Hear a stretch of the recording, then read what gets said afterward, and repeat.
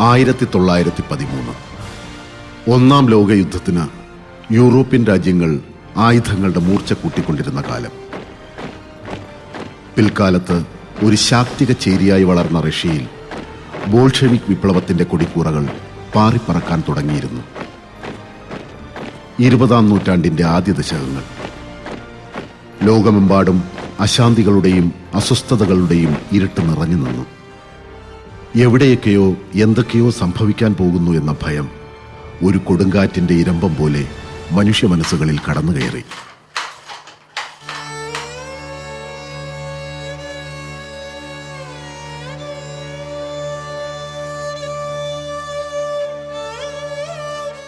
പുകയാത്ത അടുപ്പും പുകയുന്ന മനസ്സും.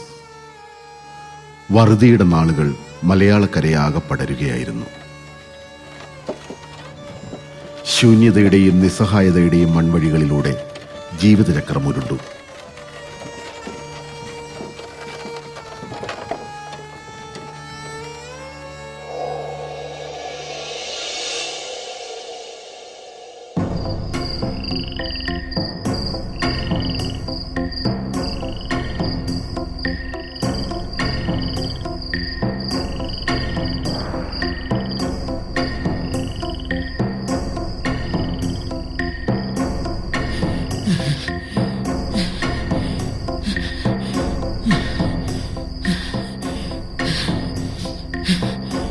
എന്തായി? അകത്ത മുറിയില്ല.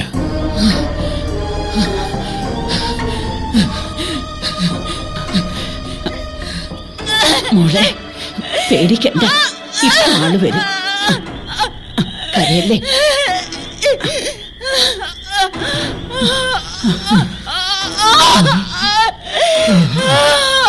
അങ്ങോട്ട് മാറിയിട്ട്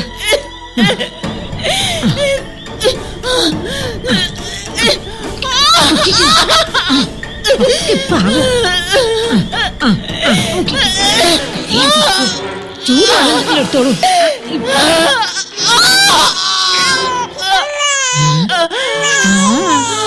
ആൺകുട്ടിയാ?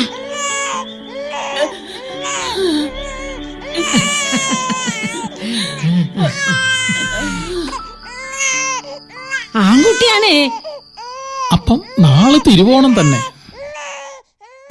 കുട്ടനാടിനെയും മലനാടിനെയും ഇഴചേർക്കുന്ന മധ്യ തിരുവിതാംകൂറിലെ പ്രമുഖ വ്യാപാര കേന്ദ്രം. ഒരാനയെ വിറ്റുകൊണ്ട് വീരകേരളപുത്രൻ വേലുത്തമ്പി ദളവ ഉദ്ഘാടനം ചെയ്ത ചന്ത, അതിന്റെ സ്മാരകമായ 5 വിളക്ക്. ചന്ദനക്കുടവും ചിറപ്പും പെരുന്നാളും ഏക മനസ്സോടെ കൊണ്ടാടിയിരുന്ന മതമൈത്രിയുടെ ഹരിതഭൂമി ചങ്ങനാശ്ശേരി. കേരളത്തിലെ ഒരു ചെറു പട്ടണമായ ചങ്ങനാശ്ശേരിയിലെ ചെത്തിപ്പുഴ എന്ന ഗ്രാമത്തിൽ കല്ലുകളത്തിലായ മുട്ടത്ത് ചാക്കോമത്തായി അന്നമ്മ ദമ്പതികളുടെ 3ാമത്തെ പുത്രനായി വർക്കി ജനിച്ചു. മുട്ടത്ത് വർക്കി.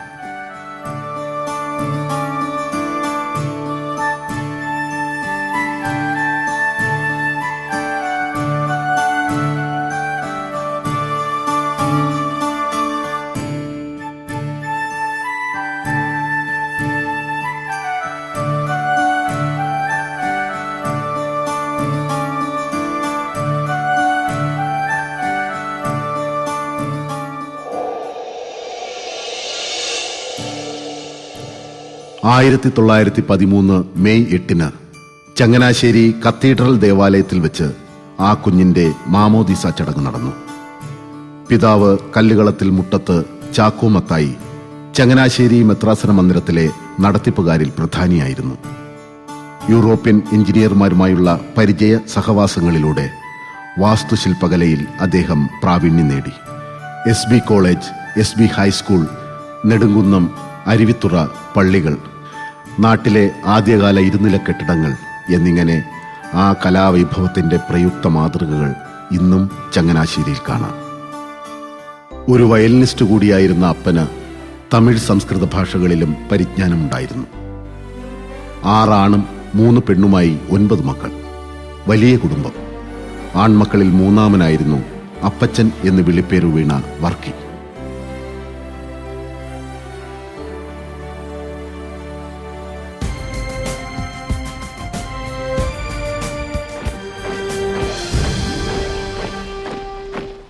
ജന്മിത്തത്തിന്റെ കാളമേഘങ്ങൾ ജാതീയതയുടെയും അടിമത്തത്തിന്റെയും രൂപത്തിൽ മലയാളക്കരയിൽ പരക്കെ ഉണ്ടായിരുന്നു. നിരക്ഷരതയുടെ കാളവണ്ടി യുഗം, ഇരുണ്ട യുഗത്തിന്റെ ആസുരതകൾ ഇല്ലാതാക്കുന്ന ചിന്തയുടെ വെളിച്ചം പല വഴികളിലൂടെയാണ് ഇവിടെ പടർന്നു കയറിയത്.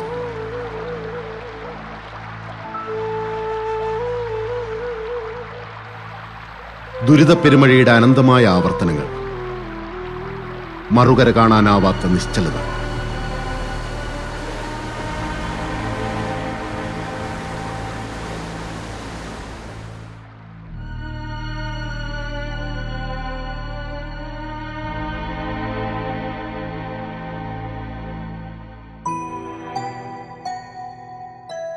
ഓം ദൈവത്തിന് സ്തുതി. ദൈവത്തിന് സ്തുതി. ഓം ദൈവത്തിന് സ്തുതി. സ്തുതി. ഓം ദൈവത്തിന് സ്തുതി. ദൈവത്തിന് സ്തുതി. കൂനന്താനം കൊച്ചുകുഞ്ഞാച്ചാനായിരുന്നു ആ നാവിൽ ഹരിശ്രീ കുറിച്ചത്, ആ കുഞ്ഞി കൈകൊണ്ട് ആദ്യക്ഷരം എഴുതിച്ചത്.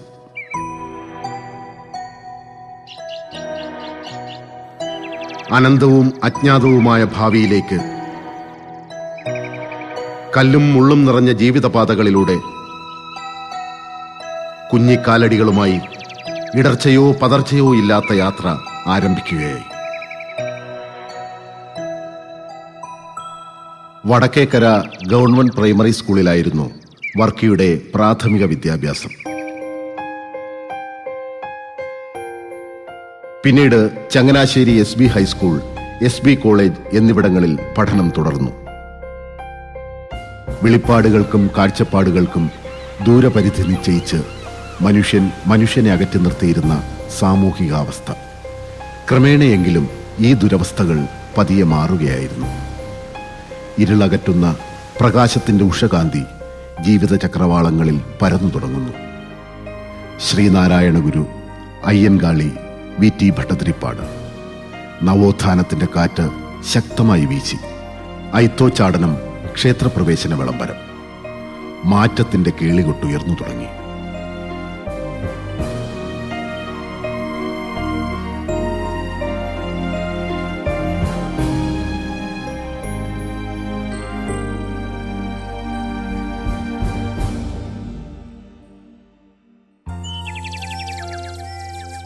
SB കോളേജിൽ പഠിക്കുന്ന കാലത്ത് ആദ്യ സാഹിത്യരചന ഉദയം കൊണ്ടു. വലിയൊരു വടവൃക്ഷത്തിന്റെ മുളപൊട്ടൽ പോലെയായിരുന്നു അത്. കഥകളുടെ ഒരു മഹാപ്രവാഹത്തിന്റെ നാന്ദിയായിരുന്നു അതെന്ന് അന്നാരും തിരിച്ചറിഞ്ഞില്ല. മഞ്ഞിൻ തുള്ളികളല്ലലറ്റു ചെറുതാം പുല്ലിൻ കൊടിത്തുമ്പിലും മഞ്ജുത്വം കലരുന്ന മഞ്ചരിയിലും ഹേമന്തകാലങ്ങളിൽ മഞ്ഞപ്പൊന്നൊളി പൂണ്ടുഷസ്സിലഖിലം മിന്നുന്ന രത്നങ്ങളായി 500,000 ഒത്തു ദേവതതി പോൽ പൂജിക്കുമമ്മേ തൊഴാ. വേദാന്തപ്പൊരുളായി പ്രപഞ്ചമഖിലം തിങ്ങുന്ന ചൈതന്യമായി നാദബ്രഹ്മജമായി മനുഷ്യവടിവായി. ക്രിസ്തുവിന്റെ അമ്മയായ മറിയത്തെപ്പറ്റി ശ്രദ്ധര എന്ന സംസ്കൃത വൃത്തത്തിൽ എഴുതിയ 153 ശ്ലോകങ്ങളുള്ള ഈ കൃതി 1940 വെളിച്ചം കണ്ടു. മുട്ടത്തുവർക്കി എന്റെ ശിഷ്യനാണെന്ന് എനിക്ക് അഭിമാനമുണ്ടെങ്കിലും വാത്സല്യം കൊണ്ടും വിദ്യാപ്രശംസ ചെയ്യേണ്ട ആവശ്യമില്ല. അങ്ങനെ ചെയ്യുകയില്ലെന്നുള്ള വിശ്വാസത്തോടും ചെയ്യരുതെന്നുള്ള അപേക്ഷയോടും കൂടിയാണ് അവതാരകന്റെ ചുമതല വർക്കി എന്നെ ഏൽപ്പിച്ചത്. സാഹിത്യധർമ്മം മുൻനിർത്തി ഗ്രന്ഥം പരിശോധിച്ചു നോക്കുമ്പോ അനശ്വരമായ ചില കാവ്യഗുണങ്ങൾ ഇതിനുണ്ടെന്ന് ബോധ്യപ്പെട്ടതുകൊണ്ട് ആ ചുമതല ഞാൻ സസന്തോഷം സ്വീകരിക്കുകയും ചെയ്തു. തേൻചോരും പദഭംഗിയോടും മധുലാലങ്കാരമോടും ഇക്കാലത്ത് അദ്ദേഹത്തിന് കവി വർക്കി എന്നൊരു ചെല്ലപ്പേരും വീണു. പോലതിരാഗമോടും അഴകായി ഗൂഢാർത്ഥജാലത്തോടും. BA ഡിഗ്രിയുമായി വർക്കി തിരുവനന്തപുരം ലോ കോളേജിൽ നിയമ വിദ്യാർത്ഥിയായി ചേർന്നു. സർ CP 2ാം വട്ടം ദിവാനായി നിയമിതനായ കാലമായിരുന്നു അത്. CPയുടെ ഏകാധിപത്യത്തിനും ബ്രിട്ടീഷ് കോയ്മയ്ക്കും എതിരായി സമരം കൊടുമ്പിരിക്കൊണ്ടു. വിദ്യാർത്ഥികളായിരുന്നു മുൻനിര പോരാളികൾ. സമരം തല്ലിക്കെടുത്താൻ CP മറ്റു മാർഗമൊന്നും കണ്ടില്ല. ലോ കോളേജ് അടച്ചുപൂട്ടി. പഠനം പാതി വഴിക്ക് നിർത്തി വർക്കി മടങ്ങി. കാലം വീണ്ടും മാറുകയായിരുന്നു. മാർക്സിയൻ ദർശനങ്ങൾക്കും വിപ്ലവ ചിന്തകൾക്കും ഇവിടെ വേരോട്ടമുണ്ടായി.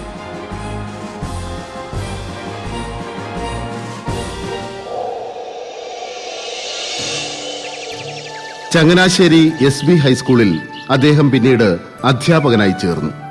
ഇക്കാലത്തായിരുന്നു വിവാഹം.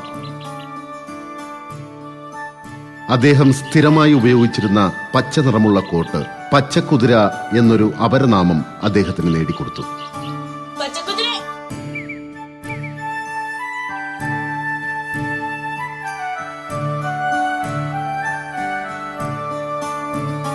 ചേട്ടൻ കല്യാണം കഴിക്കുന്നതിന് മുൻപ് ഒരു ജാതകം എഴുതിച്ചു.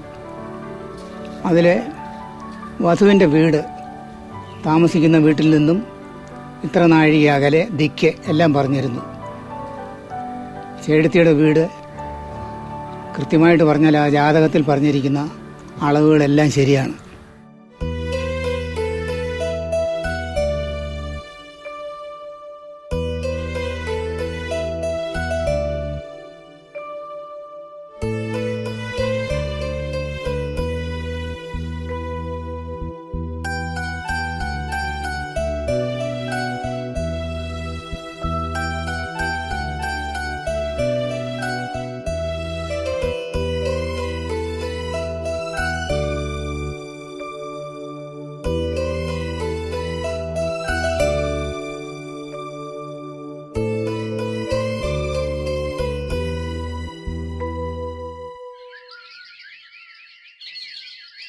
ജീവിതത്തിന്റെ രണ്ടറ്റങ്ങൾ കൂട്ടിമുട്ടിക്കാൻ പാടുപെട്ട വർക്കി ചങ്ങനാശ്ശേരി അരമനവക പ്രസിൽ പ്രൂഫ് റീഡിംഗ് ജോലിയും ചെയ്തിരുന്നു. ജോലിയിൽ നിന്നുള്ള തുച്ഛമായ വരുമാനം കൊണ്ട് കുടുംബം പുലർത്താൻ ബുദ്ധിമുട്ട് തോന്നി തുടങ്ങിയപ്പോൾ വർക്കി തന്റെ തട്ടകമൊന്ന് മാറ്റിച്ചവിട്ടി. അങ്ങനെ കുറെ കൂടി ഭേദപ്പെട്ട ശമ്പളം പ്രതീക്ഷിച്ച് മുണ്ടക്കയത്തിനടുത്ത് കൂട്ടിക്കൽ എന്ന സ്ഥലത്തെ പൊട്ടംകുളം സോമില്ലിനോടനുബന്ധിച്ചുള്ള തടി ഫാക്ടറിയിൽ കണക്കെഴുത്തുകാരനായി ജോലിയിൽ പ്രവേശിച്ചു.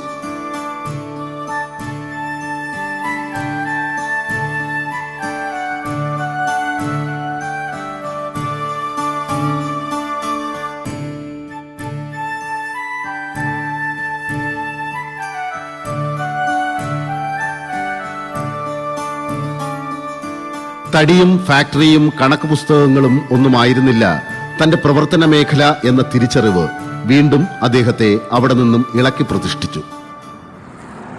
അക്ഷരനഗരിയായ കോട്ടയത്തേക്ക് അദ്ദേഹം സകുടുംബം പറിച്ചു നടപ്പെട്ടു. MB പോളിന്റെ ചെറുകഥാമാസികയുമായി ബന്ധപ്പെട്ട് പ്രവർത്തിച്ച മുട്ടത്തു വർക്കിയെ അക്കങ്ങളുടെ ലോകത്തു നിന്നും അക്ഷരങ്ങളുടെ ലോകത്തേക്ക് നിയതി കൈപിടിച്ചെത്തിക്കുകയായിരുന്നു.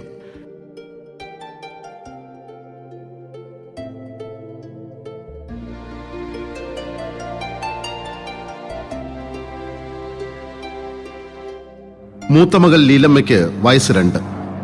വാടക വീട്ടിൽ താമസം. പോൾസ് ട്യൂട്ടോറിയലിൽ അധ്യാപനം. ഇന്ന് നാഗമ്പടം ബസ് സ്റ്റാൻഡിനോട് ചേർന്നിരിക്കുന്ന ഗവൺമെന്റ് ഹോമിയോ ആശുപത്രി കെട്ടിടത്തിലാണ് പ്രൊഫസർ പോൾ സകുടുംബം താമസിച്ചിരുന്നത്. ഇവിടം അക്കാലത്തെ എഴുത്തുകാരുടെ സംഗമ ഭൂമിയായിരുന്നു. ബഷീർ, തകഴി, പൊൻകുന്നം വർക്കി, അങ്ങനെ പ്രശസ്തരും പ്രഗത്ഭരുമായ ഏറെ പേർ.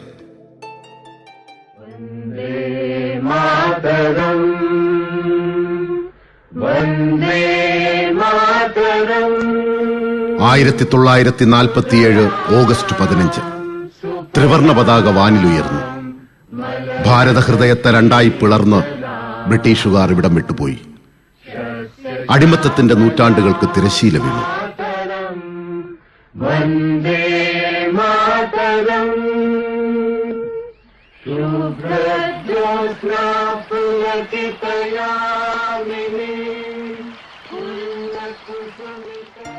ആയിരത്തി 1948 വർക്കി കോട്ടയത്ത് ദീപികയിൽ പത്രാധിപരായി ചേർന്നു. ഇംഗ്ലീഷ് ഭാഷയിലെ അദ്ദേഹത്തിന്റെ പാഠവും മനസ്സിലാക്കിയ അധികാരികൾ ദീപികയിൽ വരുന്ന അന്തർദേശീയ ന്യൂസ് ഏജൻസികളുടെ വാർത്തകൾ മലയാളത്തിലേക്ക് മൊഴിമാറ്റം നടത്തുന്ന ജോലി വർക്കിയുടെ കരങ്ങളിൽ ഏൽപ്പിച്ചു. മതഭ്രാന്തിന്റെ വെടിയുണ്ടകൾ മഹാത്മജിയുടെ സത്യാന്വേഷണ പരീക്ഷകൾക്ക് അന്ത്യം കുറിച്ചു. നവോത്ഥാനത്തിന്റെ തീപ്പൊരികൾ ജ്വാലകളായി പടർന്നപ്പോൾ ലോകത്താദ്യമായി ബാലറ്റ് പെട്ടിയിലൂടെ ഈ കൊച്ചു കേരളത്തിൽ കമ്മ്യൂണിസ്റ്റ് പാർട്ടി അധികാരത്തിലെത്തി.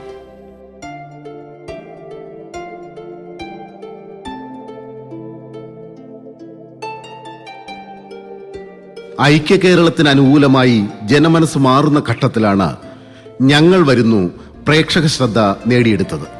ഫാദർ വടക്കനെ പോലെയുള്ളവർ നേതൃത്വം കൊടുത്ത വിമോചന സമരകാലത്ത് എഴുതിയതാണ് ഈ നാടകം. KPSCക്ക് ബദലായി ചങ്ങനാശ്ശേരിയിൽ രൂപം കൊണ്ട ACSC anti communist arts club കേരളത്തിൽ അങ്ങോളം ഇങ്ങോളം 100 കണക്കിന് സ്റ്റേജുകളിൽ ഇത് അവതരിപ്പിച്ചു. കമ്മ്യൂണിസത്തെയും പള്ളിമതത്തെയും ഒരുപോലെ വർക്കി വിമർശിച്ചിട്ടുണ്ട്. ഞങ്ങൾ വരുന്നു നാടകത്തിന്റെ എതിർ ധ്രുവത്തിലാണ് ചങ്ങനാശ്ശേരി ഗീത ആർട്സ് ക്ലബിന് വേണ്ടി എഴുതിയ ഒട്ടകവും സൂചിക്കുഴയും നിൽക്കുന്നത്.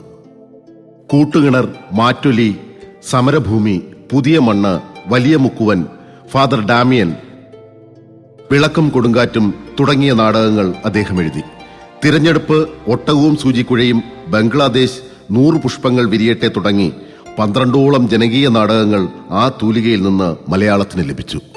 തന്റെ പത്രപ്രവർത്തന കാലത്ത് മുട്ടത്ത് വർക്കി 17 കൃതികൾ മലയാളത്തിലേക്ക് തർജ്ജമ ചെയ്തു.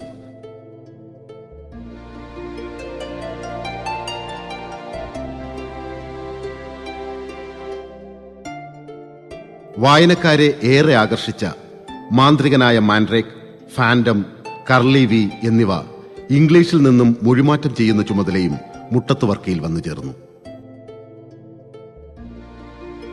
പിൽക്കാലത്ത് മലയാളത്തിലെ പ്രമുഖ ദിനപത്രങ്ങൾ ഏറ്റെടുത്ത വാർത്താ അവലോകന നർമ്മഭക്തികളുടെ തുടക്കം ജിൻ എന്ന തൂലികാനാമത്തിൽ അദ്ദേഹം എഴുതിയ നേരും നേരം പോക്കും എന്ന കുറിപ്പുകളിൽ നിന്നായിരുന്നു എന്നത് ഇന്നും അധികം പേർക്കറിയില്ല.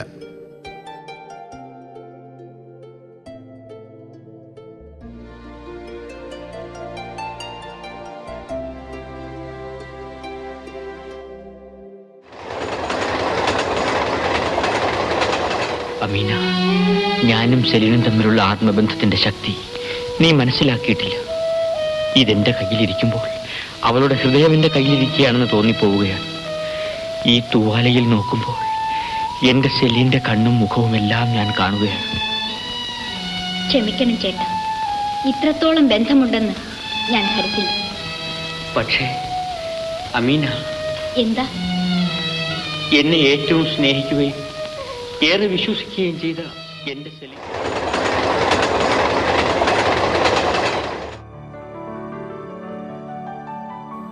DC കിഴക്കേ മുറിയും മുട്ടത്ത് വർക്കിയും തമ്മിൽ ഊഷ്മളമായ ഒരു സൗഹൃദം നിലനിന്നിരുന്നു.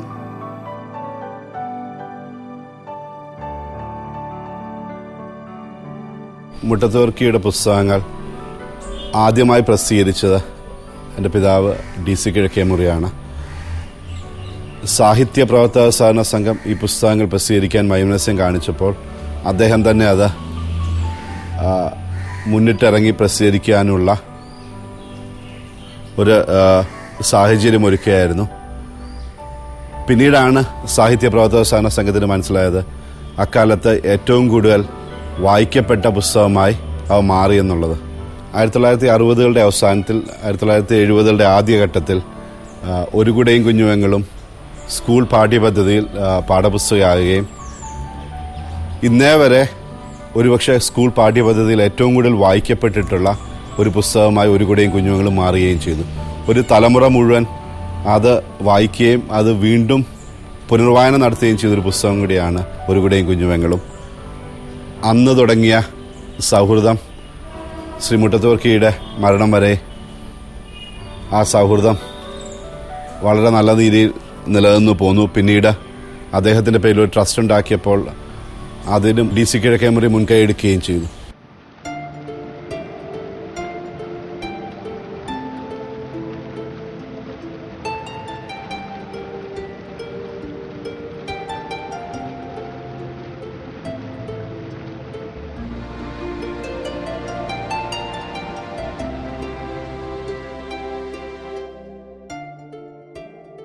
സാഹിത്യ പ്രവർത്തക സഹകരണ സംഘത്തിന്റെ ഒരു സമ്മേളനത്തിൽ പ്രൊഫസർ മുണ്ടശ്ശേരിയായിരുന്നു മുഖ്യപ്രഭാഷകൻ. ടോൾസ്റ്റോയിയെയും ദസ്തോവിസ്കിയെയും യൂഗയെയും ഒക്കെ വായിച്ചു പഠിച്ചിട്ട് വേണം സാഹിത്യരചന നടത്താനെന്ന് വേദിയിലിരുന്ന മുട്ടത്ത് വർക്കിയെ നോക്കി അദ്ദേഹം പ്രസംഗിച്ചു.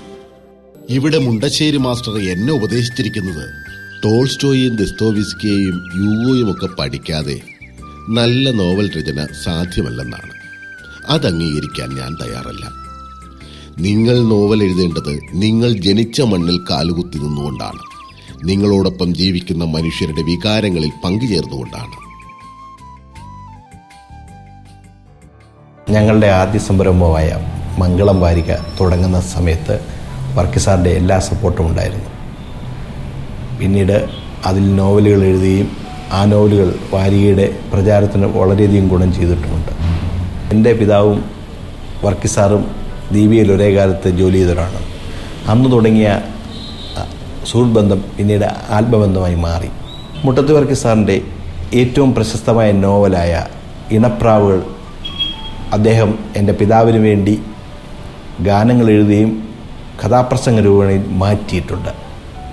ആ കഥാപ്രസംഗം കേരളത്തിൽ അങ്ങോളം ഇങ്ങോളം എൻ്റെ പിതാവ് കഥാപ്രസംഗ രൂപേണ അവതരിപ്പിച്ചിട്ടുമുണ്ട്.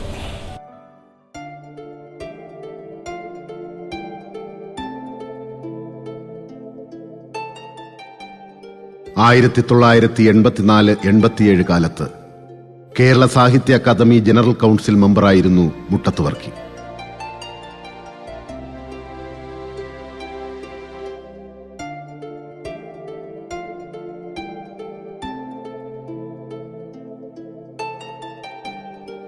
മാതൃഭാഷ പെറ്റമ്മയാണെന്നു പാടിയ മഹാകവി വള്ളത്തോളിന്റെ പാദമുദ്രകൾ പതിഞ്ഞ കേരള കലാമണ്ഡലം ഭരണനിർവഹണ സമിതിയിലും വർക്കി അംഗമായിരുന്നിട്ടുണ്ട്.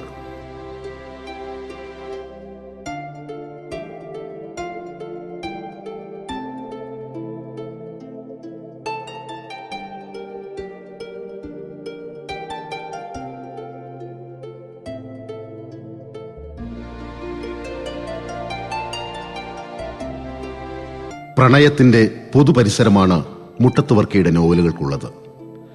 പിൽക്കാലത്ത് യാഥാർത്ഥ്യമായി മാറിയ എത്രയോ സത്യങ്ങൾ അവയിൽ ഉൾച്ചേർന്നിരുന്നു. 2 കണ്ണുകളിൽ അവയവദാനത്തിന്റെ പ്രസക്തി, ഫിഡിലിൽ സംഗീതത്തിന്റെ മാന്ത്രികത, പുതിയ കോവിലിൽ ജാതിപരമായ ഉയർച്ച താഴ്ചകളുടെ നിന്ദ്യമായ അവസ്ഥ. ഇങ്ങനെ മുട്ടത്ത് വർക്കിയെ പുനർവായിക്കുന്നവർ കാണുന്ന പാഠങ്ങൾ നിരവധിയാണ്. ആകാശം ഇടയ്ക്കൊന്ന് തെളിഞ്ഞു. അപ്പോൾ ഭൂമിയിൽ വെയിലും വെളിച്ചവും ഉണ്ടായി. സോഫിയ അവളുടെ വീട്ടിൽ മുറ്റത്ത് നിന്ന് കുറേ നേരം കരഞ്ഞു. അതിനുള്ളിൽ നിന്ന് പ്രിയമുള്ള സോഫിയ വരൂ എന്ന് സണ്ണി വിളിക്കുന്നുവോ. അവൾക്ക് പേടി തോന്നി. തെക്കേതിലേക്ക് വേഗം മടങ്ങിപ്പോയി. കത്രിച്ചേടത്തി സോഫിയയ്ക്ക് കുളിക്കാൻ എണ്ണ കൊടുത്തു, അത്താഴം കൊടുത്തു. അവരോടൊന്നിച്ച് അവൾ കിടന്നു. രാവിലെ ആശുപത്രിയിൽ പോയി. കുഞ്ഞമ്മയ്ക്ക് സംസാരിക്കാൻ ബുദ്ധിമുട്ടായിരുന്നു. അവളുടെ ചിന്തകൾ കൂട് തുറന്നുവിട്ട കിളികളെപ്പോലെ അനന്തമായ ആകാശത്തിൽ 4 പാടും പറന്നു. ആ ഓശാന പെരുന്നാൾ നിത്യസുന്ദര നിർവൃതിയായി മനുഷ്യ മനസ്സുകളിൽ പൂത്തുലഞ്ഞു നിൽക്കുന്ന പ്രണയഭാവങ്ങൾ പാപകരമെന്നും നിഷിദ്ധമെന്നും ക്രിസ്ത്യൻ സഭകൾ കൽപ്പിച്ചിരുന്ന കാലമുണ്ട്. ഇതിനെ നിരാകരിച്ചുകൊണ്ടാണ് ഗ്രാമവിശുദ്ധിയുടെ നടുമുറ്റങ്ങളിൽ മുട്ടത്ത് വർക്കി പ്രണയപ്പൂമഴ പെയ്യിച്ചത്. നോവൽ വായിച്ച പെൺകുട്ടികൾ പ്രണയത്തിന്റെ കാര്യത്തിൽ മാത്രമല്ല സ്വയം നിർണയബോധം ഉൾക്കൊണ്ടത്. വിവിധ തൊഴിൽ മേഖലകളിൽ തങ്ങളുടെ സാന്നിധ്യവും സാമർത്ഥ്യവും പ്രകടിപ്പിക്കാൻ പ്രാപ്തരാകുകയും ലോകത്തിന്റെ നാനാഭാഗങ്ങളിൽ ആതുര ശുശ്രൂഷാ രംഗത്ത് സജീവ സാന്നിധ്യമായി മാറുകയും ചെയ്തു.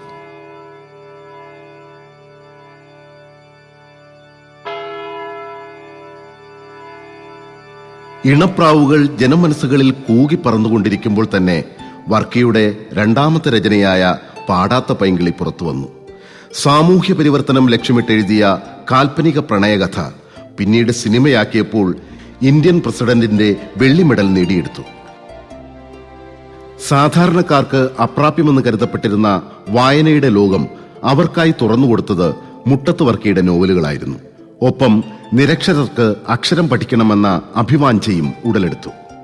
50-60 കാലഘട്ടങ്ങളിൽ ആ കഥകൾക്ക് കിട്ടിയ അഭൂതപൂർവമായ സ്വീകരണം കണ്ട് വിറളി പൂണ്ട ഒരു വിഭാഗം സാഹിത്യകാരന്മാർ അവയെല്ലാം പൈങ്കിളി സാഹിത്യമെന്ന് അടച്ചാക്ഷേപിച്ച് പുച്ഛിച്ചു തള്ളുകയും അതിനെതിരെ ചന്ദ്രഹാസം വിളക്കുകയും ചെയ്തു. അകത്തേക്ക് എരിച്ചിൽ കടക്കാതിരിക്കാൻ ജോസ് ജനൽപ്പാളികൾ ശരിക്ക് വലിച്ചടച്ച് കൊളുത്തിട്ടു.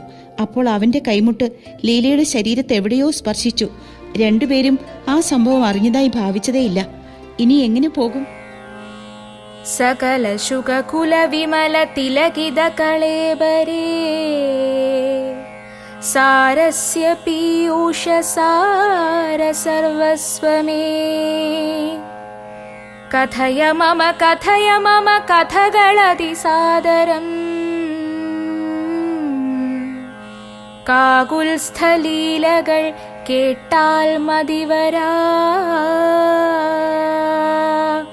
കിളിമകളോടതിസരസമിതി രഘുകുലാധിപൻ കീർത്തി കേട്ടിടുവാൻ ചോദിച്ചനന്തരം കളമൊഴിയുമഴകിനോടു തൊഴുതു ചൊല്ലിടി. പൈങ്കിളി പ്രസ്ഥാനത്തിന് മുട്ടത്ത് വർക്കി തലിച്ചല്ല, എനിക്കൊരു മുന്നോടിയുണ്ടായിരുന്നു. ഒരു പൈങ്കിളി കവി. ആരെന്നോ? സാക്ഷാൽ തുഞ്ചത്തു രാമാനുജൻ എഴുത്തച്ഛൻ. അദ്ദേഹത്തിന്റെ രാമായണ ഭാഗവത കവിതകളൊക്കെ പൈങ്കിളി കവിതകളാണ്. അതുകൊണ്ടവ കിളിപ്പാട്ടുകൾ എന്ന പേരിൽ അറിയപ്പെടുന്നു. പൈങ്കിളി നോവലുകൾ എന്ന പോലെ തന്നെ. താൻ ഏറ്റവും കൂടുതൽ ഇഷ്ടപ്പെടുന്നത് മുട്ടത്ത് വർക്കിയുടെ നോവലുകളാണെന്ന് എൻ്റെ ഭാര്യ കാത്ത ഉറൂബിനോട് പറഞ്ഞു. നിങ്ങൾ ഏറ്റവും കൂടുതൽ ഇഷ്ടപ്പെടുന്നത് ആരുടെ നോവലുകളാണെന്ന് പരീക്ഷയ്ക്ക് വന്ന ചോദ്യത്തിന് എൻ്റെ മകൾ എഴുതി മുട്ടത്ത് വർക്കിയുടെ നോവലുകളാണെന്ന്. അനാദൃശ്യമായ കലാസിദ്ധിയും അത്ഭുതാവഹമായ സർഗശക്തിയുമുള്ള നോവലിസ്റ്റാണ് മുട്ടത്ത് വർക്കി. 50കളിൽ മലയാള സിനിമയിൽ നിറഞ്ഞു നിന്നിരുന്ന നടനായിരുന്നു ജോസ് പ്രകാശ്. ഗായകനായി വന്ന് നടനായി മാറിയ അദ്ദേഹമായിരുന്നു മുട്ടത്ത് വർക്കിയെ മെരിലാൻഡ് സുബ്രഹ്മണ്യവുമായി പരിചയപ്പെടുത്തിയത്.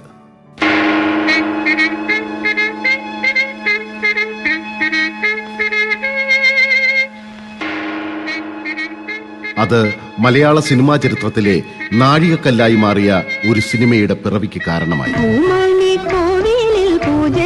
കത്തിക്കും പൂത്തിരി തഞ്ചെറു പൊൻവെളിച്ചം, പൂമണി കോവിലിൽ പൂജയ്ക്കു കത്തിക്കും പൂത്തിരി തഞ്ചെറു പൊൻവെളിച്ചം, നാളെയാം നല്ല നാളിനുണർച്ചയായി നാടാകെ കളിയാടിടുന്നു.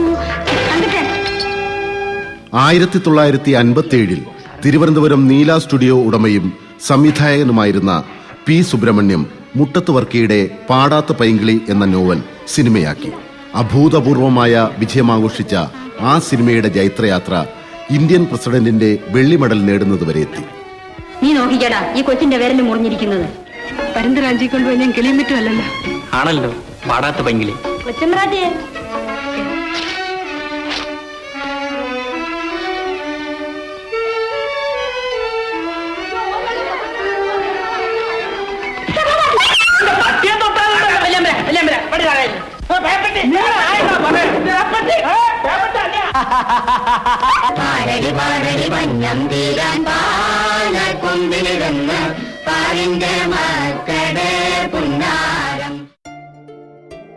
മലയാളക്കരയാകെ ആഘോഷിച്ച ആ വിജയത്തിന്റെ അലയടികൾ കവടിയാർ കൊട്ടാരത്തിലുമെത്തി. ശ്രീ ചിത്ര തിരുനാൾ മഹാരാജാവ് സിനിമയുടെ സംവിധായകനായ പി സുബ്രഹ്മണ്യത്തെയും നായികാ നായകന്മാരായ പ്രേം നസീറിനെയും മിസ് കുമാരിയെയും കഥാകൃത്തായ മുട്ടത്ത് വർക്കിയെയും കൊട്ടാരത്തിൽ വിളിച്ചു വരുത്തി ആദരിച്ചു.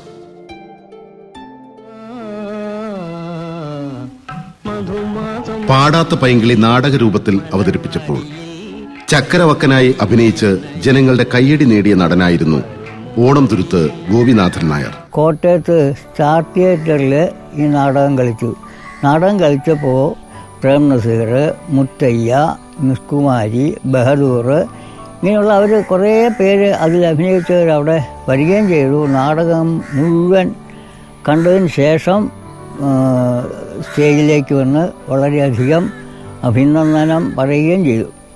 അത് എൻ്റെ അടുക്കെ ഫസ്റ്റിലേ വന്നത് ബഹദൂറാണ്. അദ്ദേഹമാണ് ഈ സിനിമയിലെ ചക്കരവക്കനായിട്ട് അഭിനയിച്ചത്. നാടകത്തിൽ ചക്കരവക്കനായിട്ട് ഞാൻ അഭിനയിച്ചു. അപ്പോൾ വളരെയധികം നല്ല അഭിപ്രായങ്ങൾ പറഞ്ഞു, അഭിനന്ദനങ്ങളൊക്കെ തന്നു. അതിൽ എനിക്ക് ഒരിക്കലും മറക്കാൻ പറ്റില്ല. ഇവിടത്തെ എഴുത്തുകാർക്കൊക്കെ സിനിമാ രംഗത്ത് കടന്ന് പണവും പ്രശസ്തിയും നേടാൻ വാതിൽ തുറന്നു കൊടുത്തത് എൻ്റെ പാവപ്പെട്ട പൈങ്കിളിയാണ്. ഇന്ത്യൻ പ്രസിഡന്റ് സുനിൽ ദത്തും നർഗീസും അഭിനയിച്ച മദർ ഇന്ത്യക്ക് സ്വർണ്ണ മെഡൽ കൊടുത്തപ്പോ നമ്മുടെ പൈങ്കിളിക്കും കിട്ടി ഒരു വെള്ളി മെഡൽ. സാഹിത്യം ഒരു പുനർമൂല്യനിർണയനത്തിന് വിധേയമാകണം.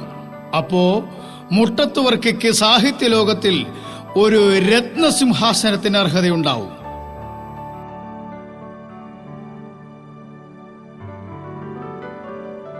ഇതേ വർഷം തന്നെയായിരുന്നു ജയിൽപ്പുള്ളി എന്ന സിനിമയും ഇറങ്ങിയത്.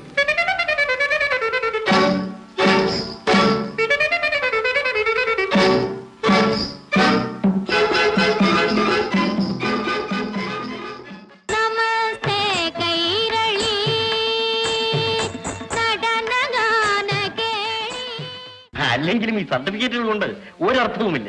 BA പോയിട്ട് MA പാസ്സായിട്ടുള്ള ചില ഇഡിയറ്റുകളുണ്ട്, വിഡ്ഢികൾ. ജോലിയിലാണ് സാമർത്ഥ്യം കാണിക്കുന്നത്.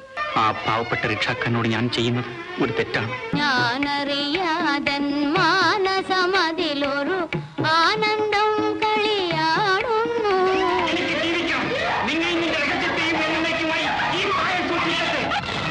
സന്തോഷം വേണോ, സൗന്ദര്യം വേണമോ, സൗഭാഗ്യം വേണമെന്നാൽ പോറ്. ഞാനൊരു റാണി മാനസമോഹിനി. മുട്ടത്ത് വർക്കി കേരളം കണ്ട ഏറ്റവും അനുഗ്രഹീതനായ കഥാകാരനാണ് എന്നൊന്നും ഞാൻ പറയുകയില്ല. പക്ഷെ അദ്ദേഹം അനുഗ്രഹീതനായ ഒരു കഥാകാരനായിരുന്നു. അദ്ദേഹത്തിൻ്റെ ഏറ്റവും വലിയ സംഭാവനകളിലൊന്നായി ഞാൻ കാണുന്നത് അനേകം ആളുകളിൽ വായനാശീലം വളർത്തിയതാണ്. മുട്ടത്ത് വർക്കിയിൽ കൂടെ പുസ്തകം വായിക്കാൻ പഠിച്ച പല ആളുകളും പിന്നീട് എന്നെപ്പോലെ മുട്ടത്ത് വർക്കിയെ ഉപേക്ഷിച്ച് മറ്റു കൃതികളിലേക്ക് കടന്നു എന്നുള്ളത് ശരിയാണ്. പക്ഷെ ഞങ്ങളുടെ പാരായണ പുസ്തക പാരായണ സ്വഭാവത്തെ പോഷിപ്പിച്ച ഒരു ഗ്രന്ഥകാരനാണ് വർക്കി. വർക്കിയുടെ സാഹിത്യരചനയെ വിലയിരുത്തുമ്പോൾ എടുത്തു പറയേണ്ട ഒരു സംഗതിയുണ്ട്. തകഴി ഇല്ലായിരുന്നുവെങ്കിൽ കുട്ടനാടൻ ജനജീവിതം നാം ഇന്നറിയുന്നത് പോലെ നാം അറിയുമായിരുന്നില്ല. ഉറൂബിൻ്റെ ഉമ്മാച്ചു ഇല്ലായിരുന്നെങ്കിൽ തെക്കേ മലബാറിലെ ഹിന്ദുക്കളും മുസ്ലിമുകളും തമ്മിലുള്ള സവിശേഷമായ ബന്ധത്തിൻ്റെ പ്രത്യേകതകൾ നാം അറിയുമായിരുന്നില്ല. അതുപോലെ ഓരോ പ്രമുഖ സാഹിത്യകാരനെക്കുറിച്ചും പറയാൻ കഴിയും. വർക്കി ഇല്ലായിരുന്നുവെങ്കിൽ വർക്കി വരച്ചു വച്ച സമൂഹ ചിത്രങ്ങൾ നമുക്ക് അന്യമായി പോകുമായിരുന്നു. വർക്കിയുടെ കൃതിയെക്കുറിച്ച് എടുത്തു പറയേണ്ട മറ്റൊരു സംഗതി, അതിൽ ഒരിടത്തും ഒരശ്ലീലവും കാണാൻ കഴിയുകയില്ല എന്നുള്ളതാണ്. പ്രേമിച്ചാൽ ഉടനെ കാമമുണർന്നു കൊള്ളണമെന്ന് വർക്കി നിർബന്ധിക്കുന്നില്ല. നിർമ്മലമായ പ്രേമത്തിൻ്റെയും അനുരാഗാർദ്രമായ ഹൃദയങ്ങളുടെ അകന്മഷതയുടെയും വാങ്മയങ്ങളാണ് വർക്കി വരച്ചിട്ടുള്ളത്. അത് വർക്കിയെ വേർതിരിച്ചു നിർത്തുന്ന മറ്റൊരു ഘടകമാണ്.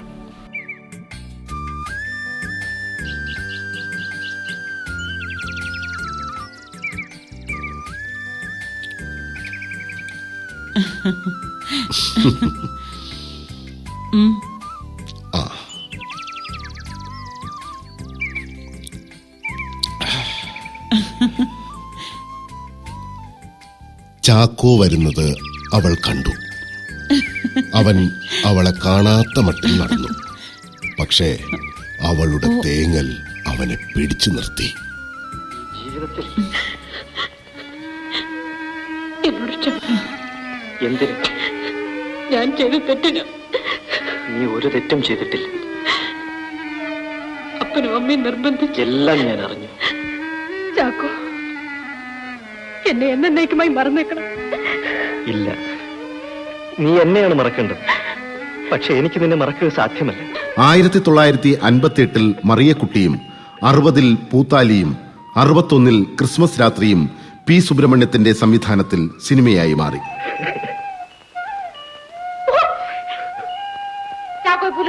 എനിക്ക് മനസ്സില്ല. ഞാനാ പറഞ്ഞേ. എന്നാ ഞാൻ പോകുന്നില്ല. കണ്ണിൽ വിലാസമാടൂ, കണ്ണിൽ വിലാസമാടൂ. പോകണ്ട ഈ രാത്രി. നീയോ? എന്നും എവിടാണെങ്കിലും ഇറങ്ങി പോകുന്നു. എനിക്കിഷ്ടമാണ്. ഇരുൾ മാറി പുലർകാലം എന്നിൽ ഇനിമേൽ, പുലർകാലം രണ്ടാം ലോക മഹായുദ്ധത്തിന്റെ ചാമ്പൽക്കൂനയിൽ നിന്നുകൊണ്ട് വിഹുലമായ നീറിപ്പടരുന്ന അനുഭൂതിയെ തരിശുഭൂമിയിൽ പുനഃസൃഷ്ടിക്കുകയായിരുന്നു മഹാനായ ഏലിയറ്റ്. ഇവിടെ അതിനൊന്നും സാങ്കത്യമേയില്ല. നാം യുദ്ധക്കെടുതികളിൽ വലഞ്ഞിട്ടില്ല. നമുക്ക് ഭ്രാന്തമായ സ്വപ്നങ്ങളുമില്ല. വെറും കണം കൊള്ളലല്ലാതെ ഒരത്യന്താധുനികതയും ഇവിടെ ആരും കാട്ടിട്ടുമില്ല.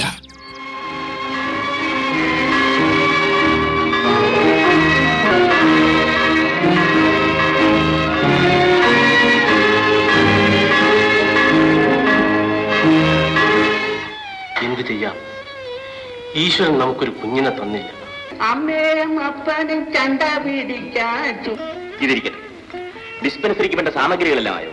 മിക്കവാറും ഒക്കെ കുറച്ച് ചൂട് പിടിക്കാൻ വന്നതാ. ഇപ്പൊ സൗകര്യപ്പെടത്തില്ല. ഉച്ച കഴിഞ്ഞിട്ട് എടാ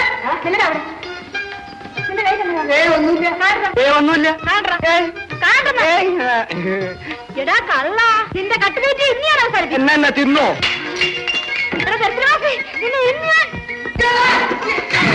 കെ എസ് സേതുമാധവന്റെ സംവിധാനത്തിൽ 61-ൽ ജ്ഞാനസുന്ദരി സിനിമയായി.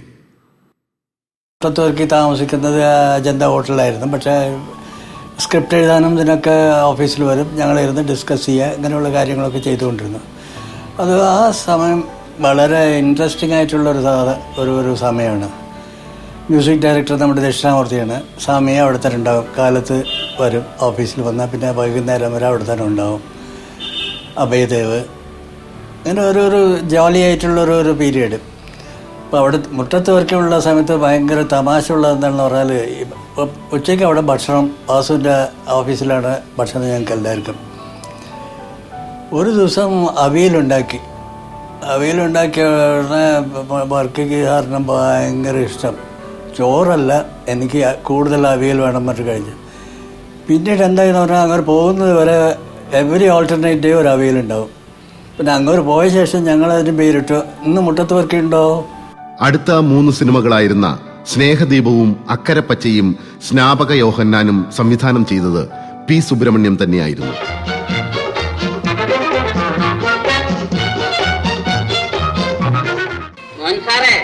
ഞാനും കുറച്ച് അഭ്യാസമൊക്കെ പഠിച്ചിട്ടുണ്ട്. തല്ല് കൊടുത്തിട്ടുണ്ട്, അതിൽ കൂടുതൽ കൊണ്ടിട്ടുണ്ട്. അനുരാഗ സുഗന്ധം. ചേടാ, ഇതെന്തൊരു വയ്യാവേരിയാ. നിങ്ങൾ ഇവിടെ ഒന്ന് പോണം. പോകാമല്ലോ. ഞങ്ങളുടെ മാനേജർ ഇങ്ങോട്ട് തരണം. നിങ്ങളുടെ മാനേജർ വിടില്ല. ഇവിടെ ഉണ്ട്. No, no, no. നേർക്കും അമ്പു പിഴച്ചിടാം.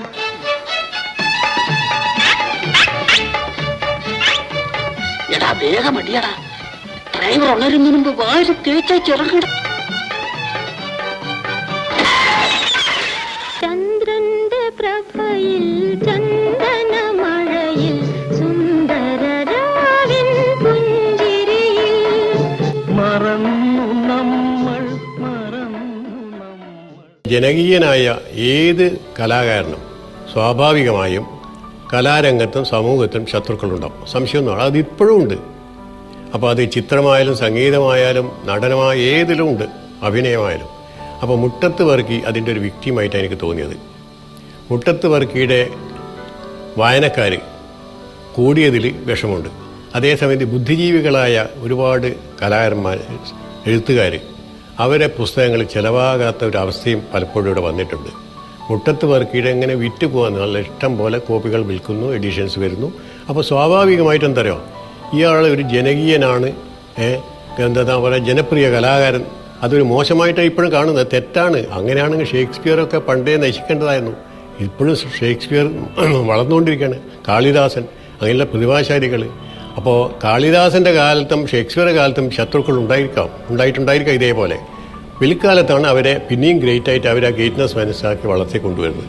അതായത് മുട്ടത്ത് വർക്കിയെ നമ്മൾ എന്ത് വിചാരിച്ചാലും ഈ അദ്ദേഹത്തെ നശിപ്പിക്കാൻ പറ്റില്ല. വരും കാലം തലമുറകൾ തീർച്ചയായും അദ്ദേഹത്തെ രക്ഷിക്കും. ടാഗോർ ഗ്രന്ഥശാല പ്രസ്ഥാനത്തിന്റെ അടിക്കടിയുള്ള വളർച്ചയിൽ അഭിമാനം കൊള്ളുന്ന ഒരു വ്യക്തിയാണ് ഞാൻ. രാമകൃഷ്ണ സാർ പറഞ്ഞതുപോലെ ഇതിന്റെ ആരംഭം മുതൽ ഇന്നുവരെയും ഇതിന്റെ പുരോഗതിയിൽ വീക്ഷിച്ചുകൊണ്ടിരിക്കുകയും അതിനായി എന്റേതായ എളിയ കഴിവുകൾ ഞാൻ സംഭാവന ചെയ്യുകയും ചെയ്തിട്ടുണ്ട്. അതിസമർത്ഥരായ ചെറുപ്പക്കാർ ദേവരാജനുൾപ്പെടെ നിസ്വാർത്ഥമായി സേവനം അനുഷ്ഠിച്ചതിന്റെ ഫലമായിട്ടാണ് ഇന്നിപ്പോൾ നാം കാണുന്ന ഈ നല്ല സ്ഥാപനവും അതിൻ്റെതായ മഹിമയും.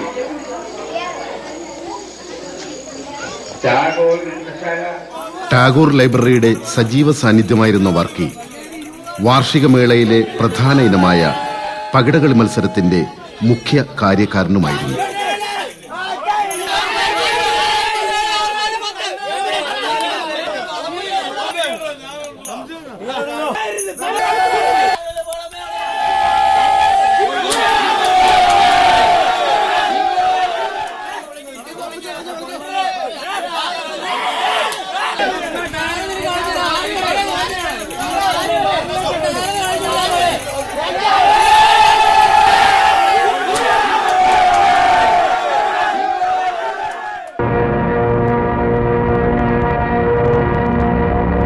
മരുഭൂമിയിലെ ശബ്ദമാകുന്നു. എന്റെ പിന്നാലെ വരുന്നവൻ എന്നെക്കാൾ വലിയവനും ബലവാനുമാകും.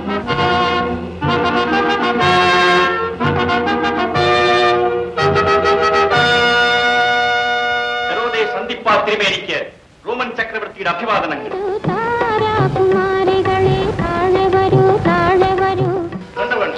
അവിടെ ഇരിക്കൂ മുറിയാൻ.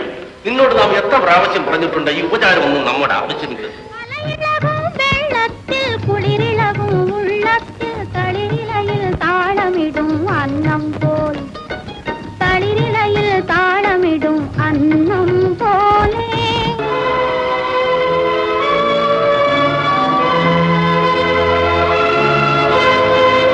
ഇവൻ എന്റെ പ്രിയപുത്രനാകുന്നു. ഇവനിൽ ഞാൻ സംപ്രീതനായിരിക്കുന്നു.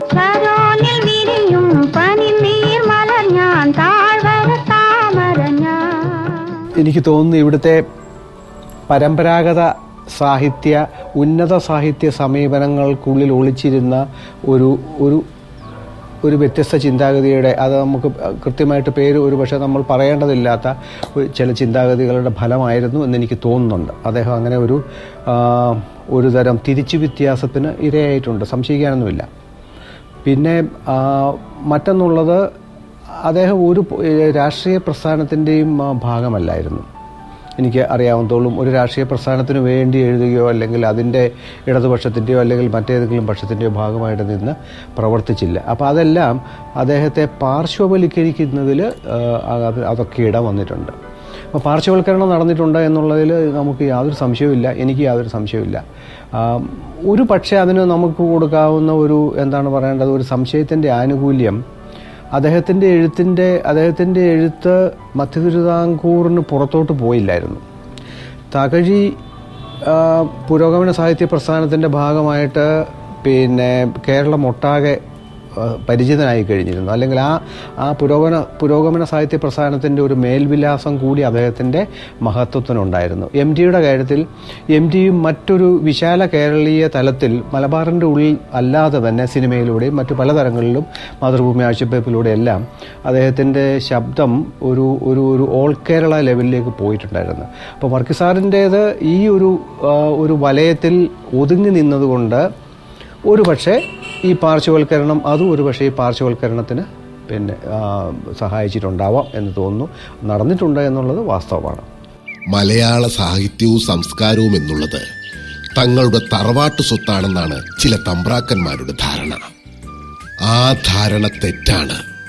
ആ ധാരണ മാറ്റണം, അല്ലെങ്കിൽ മാറ്റും. മാറ്റത്തിന്റെ വേലിയേറ്റത്തിൽ ആർക്കുവേണ്ടിയും കാത്തുനിൽക്കാത്ത കാലത്തിന്റെ അനിരുദ്ധ പ്രവാഹത്തിൽ ജനാധിപത്യത്തിന്റെ പ്രചണ്ഡവാദ പ്രഹരത്തിൽ അവരുടെ വാൽമീകങ്ങൾ, അവരുടെ ചില്ലുകൊട്ടാരങ്ങൾ, അവരുടെ ദന്തഗോപുരങ്ങൾ കടപുഴകി വീഴും. വീണ് തകർന്ന് തരിപ്പണമായി എന്നേക്കുമായി വിസ്മൃതിയുടെ കരകാണാ കടലിൽ ലയിച്ച് ഇല്ലാതെയാകും. 1965 ആലപ്പുഴയിലെ ഉദയ സ്റ്റുഡിയോ വർക്കിയുടെ ഇണപ്രാവുകൾ സിനിമയാക്കി.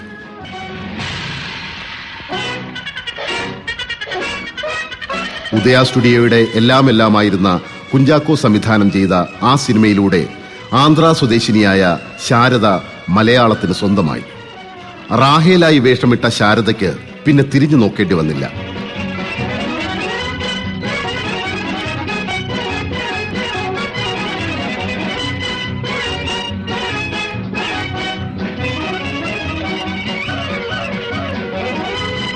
ആയിരത്തി 1965 പട്ടുതൂവാല സിനിമയാക്കുവാൻ പി സുബ്രഹ്മണ്യമെത്തി.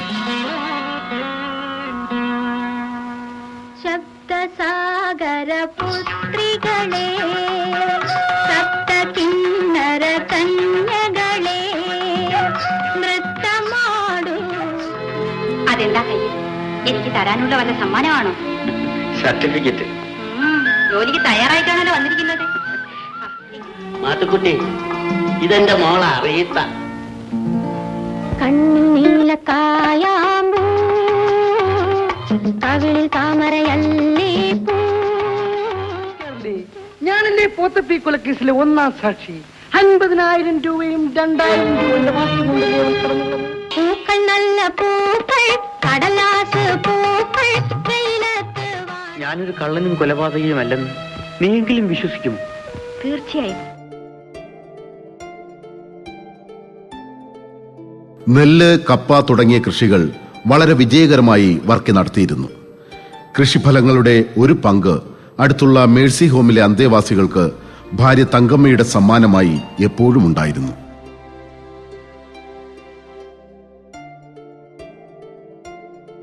വാഴപ്പള്ളി പഞ്ചായത്തിലേക്ക് വർക്കി സാർ മത്സരിക്കുകയും മഹാഭൂരിപക്ഷത്തോടുകൂടി ജയിക്കുകയും ചെയ്തത് ഈ കാലയളവിലായിരുന്നു.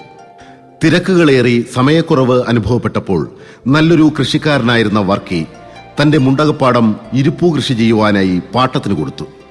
പാട്ടക്കാരൻ അത് തിരികെ നൽകാൻ വിസമ്മതിച്ചു. ആ വിഷയത്തിന്റെ കഥാരൂപമായിരുന്നു പഞ്ചായത്ത് വിളക്ക്. പിന്നീട് സ്ഥാനാർത്ഥി സാറാമ്മ എന്ന പേരിൽ സൂപ്പർ ഹിറ്റായി മാറിയ സിനിമയായി ആ കഥ രൂപം കൊണ്ടു. ഞാൻ പറയുന്നു കേൾക്കൂ സാറാണ്. ഉടനെ അമ്മച്ചി എതിർക്കുന്നത് നല്ലത്. കാലക്രമേണ അമ്മച്ചിയുടെ അഭിപ്രായങ്ങൾ മാറ്റിയെടുക്കാവുന്നതേ. അതുവരെ എനിക്ക് വേണ്ടി ഒന്ന് കാത്തിരുന്നില്ല സാറാണ്.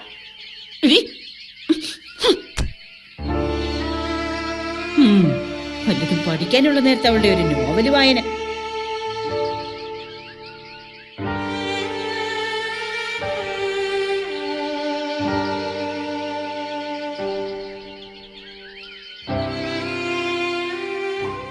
കാത്തുനിൽപ്പിനെ കുറിച്ച് എന്നോട് പറയുന്നത് ജോണിക്ക് വേണ്ടി മരണം വരെ കാത്തു നിൽക്കാൻ തീരുമാനിച്ചു കഴിഞ്ഞോളാണ്.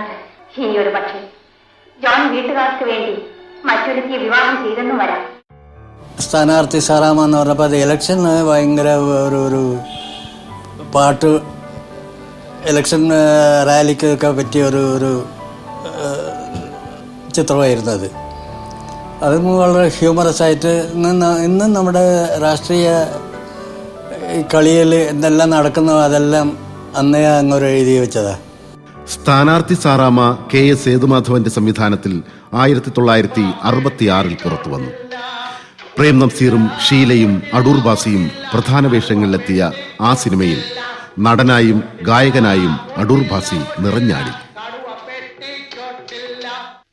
കണ്ണലഴകുള്ള സാറാമ്മ, കല്യാണം കഴിയാത്ത സാറാമ്മ, നാട്ടുകാരുടെ ജോണിക്കുട്ടി, നമ്മുടെ നല്ലൊരു ജോണിക്കുട്ടി. അപ്പോൾ നീ എന്നെ എതിർക്കാൻ തന്നെ തീരുമാനിക്കും. പക്ഷേ ജോണിയുടെ വിജയത്തിന് വേണ്ടി ഞാൻ എന്നും പ്രാർത്ഥിക്കും. അക്കര പച്ചയിലെ അഞ്ജനച്ചോലയിലെ 1000 ഇതളുള്ള പൂവേ, ആർക്കു വേണ്ടി വിടർന്നു നീ അല്ലിപ്പൂവേ.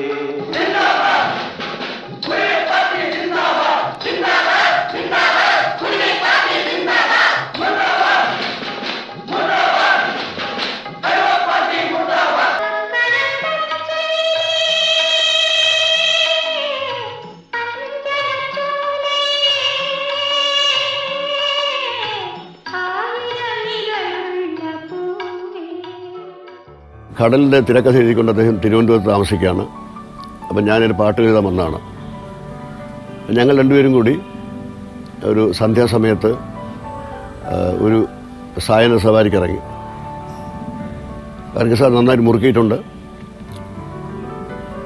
ഞങ്ങൾ ശ്രീകുമാർ തിയേറ്റർ കടന്ന് ഓവർബ്രിഡ്ജിനടുത്തേക്ക് നടന്ന് അങ്ങനെ പോയിക്കൊണ്ടിരിക്കുമ്പോൾ ഞാൻ അദ്ദേഹത്തോട് ചോദിച്ചു, ഞാൻ പാടാത്ത വെങ്കിൽ വായിച്ചിട്ടുണ്ട്, ഇണപ്രാവുകൾ വായിച്ചിട്ടുണ്ട്, തകഴിയുടെ ചെമ്മീനും വായിച്ചിട്ടുണ്ട്. ചെമ്മീൻ ഒരു പ്രണയകഥയാണ്, പാടാത്ത വെങ്കിളിയും പ്രണയകഥയാണ്. അപ്പോൾ പാടാത്ത വെങ്കിളിയും ചെമ്മീനും താരതമ്യം ചെയ്താൽ, രണ്ടും പുനർവായന നടത്തിയാൽ രണ്ടും പ്രേമകഥകളാണ്. പക്ഷെ എന്തുകൊണ്ടാണ് ചെമ്മീൻ ഇത്രയധികം ഒരു അന്തർദേശീയ തലത്തിൽ പ്രശസ്തി ലഭിക്കുകയും പാടാത്ത വെങ്കിളി വെറും പൈങ്കിളി കഥ എന്ന് പറഞ്ഞ് തരം താഴ്ത്താൻ ചിലർ മുന്നോട്ട് വരികയും ചെയ്തത് എന്തുകൊണ്ടാണ് എന്ന് ചോദിച്ചപ്പോൾ വർഗീസ് സാർ ചിരിച്ചുകൊണ്ട് പറഞ്ഞു, ഞാൻ വളരെ കൂടുതൽ എഴുതുന്ന ഒരു എഴുത്തുകാരനാണ്. ഞാൻ എഴുതി തുടങ്ങിയത് അധികം പഠിക്കാത്ത മധ്യതിരുവിതാംകൂറിലെ ക്രിസ്ത്യാനി സ്ത്രീകൾക്ക് വേണ്ടിയാണ്. അവരെ ഞാൻ സാക്ഷരരാക്കുകയായിരുന്നു. അവരധികം പഠിച്ചിട്ടില്ല. 2-3 ക്ലാസ് പഠിച്ചവരൊക്കെ എൻ്റെ കഥകൾ വായിച്ചവർ ഭാഷ പഠിച്ചു. 1968 കടലും വെളുത്ത കത്രീനയും പി സുബ്രഹ്മണ്യത്തിന്റെ സംവിധാനത്തിൽ തിയേറ്ററുകളിലെത്തി.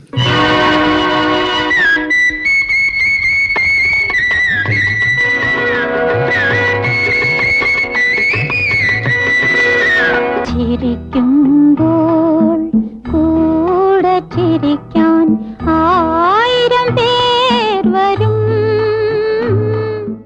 എല്ലാ പെണ്ണുങ്ങളെയും പോലെ ചന്തയ്ക്ക് മീനും കൊണ്ടുപോകാൻ എന്നെയും വിടത്തില്ലല്ലോ. സ്വർണ്ണമാണോ ഉരുകിപ്പോകാൻ? ആരും കാണാതയ്യ അല്ലിപ്പൂക്കളിലയ്യ.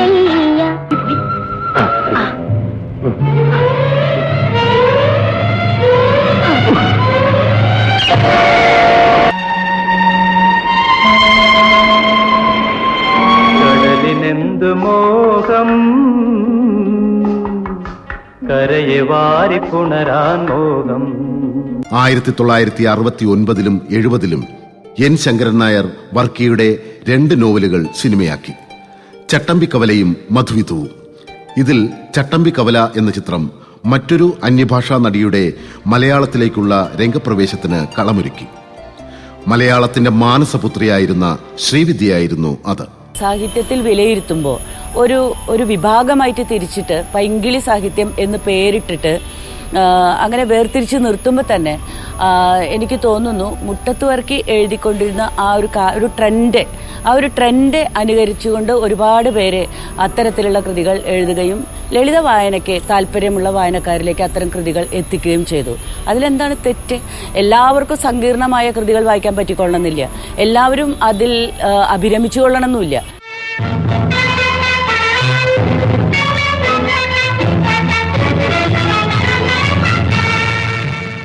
ഒന്നാന്തരമായി സത്യം പറഞ്ഞാൽ ഞാൻ ഇളകിപ്പോയി. ഒരു മധുര സ്വപ്നമല്ല, മതിരോത്സവമല്ല, മധുപാനലീലയല്ല ജീവിതം. മുതലാളി ഒരു പെങ്കൂടിനാ. അയാളുടെ മുമ്പിൽ ഒരു കൊച്ചു നാടകം അഭിനയിച്ചാൽ 5-6 പച്ചനോട്ട് നമ്മുടെ കയ്യിലാ. ആതിരക്കുളിരുള്ള രാവിലിന്നൊരു പാതിരാമലർക്കിളി പറന്നു വരും. നീല പ്രൊഡക്ഷൻസിന് വേണ്ടി സിനിമാ കഥ രൂപം കൊള്ളുമ്പോൾ വർക്കി മിക്കവാറും തിരുവനന്തപുരത്തായിരിക്കും. എങ്കിലും ആഴ്ചയുടെ അവസാനം കൃത്യമായി വീട്ടിലെത്തുമായിരുന്നു. ഷൂട്ടിംഗ് സമയത്ത് ചിലപ്പോൾ കുടുംബാംഗങ്ങളുമായി ലൊക്കേഷനിൽ പോകുവാനും അദ്ദേഹം സമയം കണ്ടെത്തി.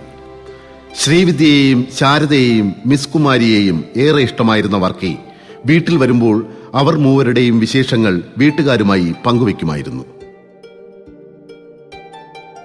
71-ൽ അദ്ദേഹത്തിന്റെ 3 നോവലുകൾ സിനിമയായി. അതിൽ ലോറ നീയെവിടെ രഘുനാഥ് സംവിധാനം ചെയ്തപ്പോൾ കരകാണാ കടലും ലൈൻ ബസും KS സേതുമാധവന്റെ സംവിധാനത്തിൽ തിയേറ്ററുകളിലെത്തി. വർഗീസ് സാർ പറഞ്ഞു, മലയാള രാജ്യമോ മാതൃഭൂമിയോ അല്ലെങ്കിൽ അതുപോലെ വലിയ നിലവാരപ്പെട്ടതെന്ന് കരുതപ്പെടുന്ന ഒരു വാരികയും എൻ്റെ നോവൽ ചോദിച്ചിട്ടില്ല. സാർ പറഞ്ഞു, നിങ്ങൾ രണ്ടും കൂടെ ഒന്ന് പോയി കോട്ടയം പട്ടണമൊക്കെ ഒന്ന് കറങ്ങി ഒരു 4 മണിക്ക് മുമ്പ് ഇവിടെ വരണം. ഞാനും സുരേന്ദ്രനും കൂടെ സാറ് പറഞ്ഞ പോലെ തന്നെ കോട്ടയം പട്ടണമൊക്കെ ഒന്ന് കറങ്ങി ഒരു 3:30 മണിയായിട്ട് ചെല്ലുമ്പോഴും ഞാൻ അത്ഭുതപ്പെട്ടു പോയി. ഒരു നോവൽ വേണം എന്ന് പറഞ്ഞപ്പോൾ 2-3 മണിക്കൂറുകൾ മറ്റ് ജോലികൾ മാറ്റിവെച്ചിട്ട് ഈ നോവലിൻ്റെ ആദ്യ അധ്യായങ്ങൾ അദ്ദേഹം എഴുതി കഴിഞ്ഞിരിക്കുന്നു.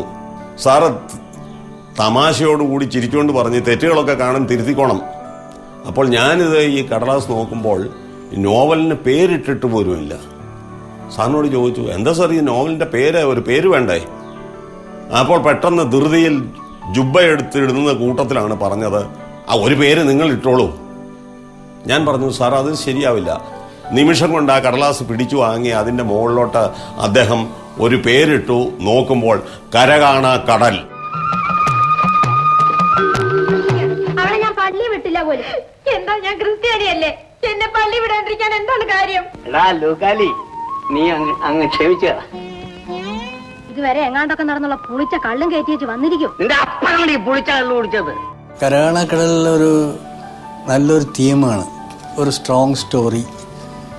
അതിൽ ഒരു അൺഫോർച്ചുനേറ്റ്ലി മുഴുവനും തീർക്കാൻ നമുക്ക് സത്യനെ വെച്ച് ചെയ്യാൻ പറ്റിയില്ല. സത്യൻ അതിൻ്റെ ഇടയിൽ മരിച്ചുപോയി. പക്ഷെ അഭിനയിച്ച പോർഷൻസ്, അതിൽ എല്ലാ ക്യാരക്ടേഴ്സും ജീവനുള്ള ക്യാരക്ടേഴ്സാണ്. നമ്മൾ ഏത് വില്ലേജിൽ പോയാലും ചെറിയ ഗ്രാമങ്ങളിൽ പോയാലും കാണാൻ പറ്റുന്ന ക്യാരക്ടേഴ്സാണ്. അത് നാഷണൽ അവാർഡിൽ റീജിയണൽ ബെസ്റ്റ് എന്ന് പറഞ്ഞിട്ട് സ്റ്റേറ്റ് അവാർഡും കിട്ടി. അത് എനിക്ക് എപ്പോഴും ഒരു കൗതുകമുള്ളൊരു സബ്ജക്റ്റാണ്. കാരണം ഇത് വെറൈറ്റി ഓഫ് ക്യാരക്ടേഴ്സ്. അങ്ങനെയുള്ളൊരു മുട്ടത്തുവർക്കിടെ ഏത് നോവൽ വായിച്ചാലും ഏത് കഥ വായിച്ചാലും നമുക്ക് ആ ക്യാരക്ടേഴ്സ് നമ്മുടെ കണ്ണു മുൻപിൽ കാണും. സാധാരണ നമ്മുടെ ജീവിതത്തിൽ കണ്ടുമുട്ടുന്ന പല ക്യാരക്ടേഴ്സുമാണ്. അല്ലാതെ നമ്മുടെ തലയ്ക്ക് മുകളിൽ കൂടെ പോകുന്ന ക്യാരക്ടേഴ്സ് അല്ല, ജീവനുള്ള ക്യാരക്ടേഴ്സ്. പിന്നെ ലൈൻ ബസ് പറയുന്നത് അതെല്ലാം അങ്ങനൊരു അനുഭവം കൊണ്ട് എഴുതിയിട്ടുള്ള ഒരു സാധനമാണ്.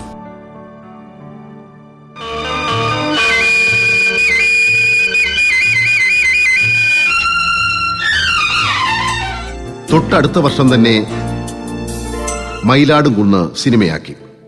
73-ൽ പച്ചനോട്ടുകൾ AB രാജ് സംവിധാനം ചെയ്തപ്പോൾ അതേ വർഷം തന്നെ അഴകുള്ള സെലീന KS സേതുമാധവനും തെക്കൻ കാറ്റ് ശശികുമാറും സിനിമയാക്കി. 1974-ൽ വർക്കിയുടെ 2 നോവലുകൾ സിനിമയായി, നാത്തൂനും പൂന്തേനരുവിയും. K. നാരായണനും ശശികുമാറുമായിരുന്നു സംവിധായകർ. 1975-ൽ A. വിൻസെന്റിന്റെ സംവിധാനത്തിൽ പ്രിയമുള്ള സോഫിയ സിനിമയായി. മുട്ടത്ത് വർക്കി സാറിൻ്റെ കുറേ നോവൽസ് ഞാൻ വായിച്ചിട്ടുണ്ട്. അതിൽ മയിലാടും കുന്ന് അത് വളരെ ഔട്ട്സ്റ്റാൻഡിംഗ് ആയിട്ടുള്ള കഥയായിരുന്നു. അത് സേതുമാധവൻ സാറ് ഇത് ഫിലിം ചെയ്തായിരുന്നു അല്ലേ? അങ്ങനെ ഇരിക്കുന്നതാണ് ഈ പ്രിയമുള്ള സോഫിയ എന്ന നോവൽ വായിച്ചത്. അത് ബേസ് ചെയ്തിട്ട് ഒരു ഫിലിം സ്ക്രീൻ പ്ലേ ഉണ്ടാക്കി. അതിന് സ്ക്രിപ്റ്റ് എഴുതിയത് ഇദ്ദേഹമായിരുന്നു, തോപ്പിൽ ബാസി. ബുക്ക് എഴുതിയ ഭാഷാശൈലി ഏകദേശം കൃത്യമായിട്ട് സൂക്ഷിക്കാൻ ചിത്രത്തിൽ കഴിഞ്ഞു എന്ന് ഞാൻ വിശ്വസിക്കുന്നു. ബിക്കോസ് അതിലൊരു മോഡേണിറ്റി ഉണ്ടായിരുന്നു.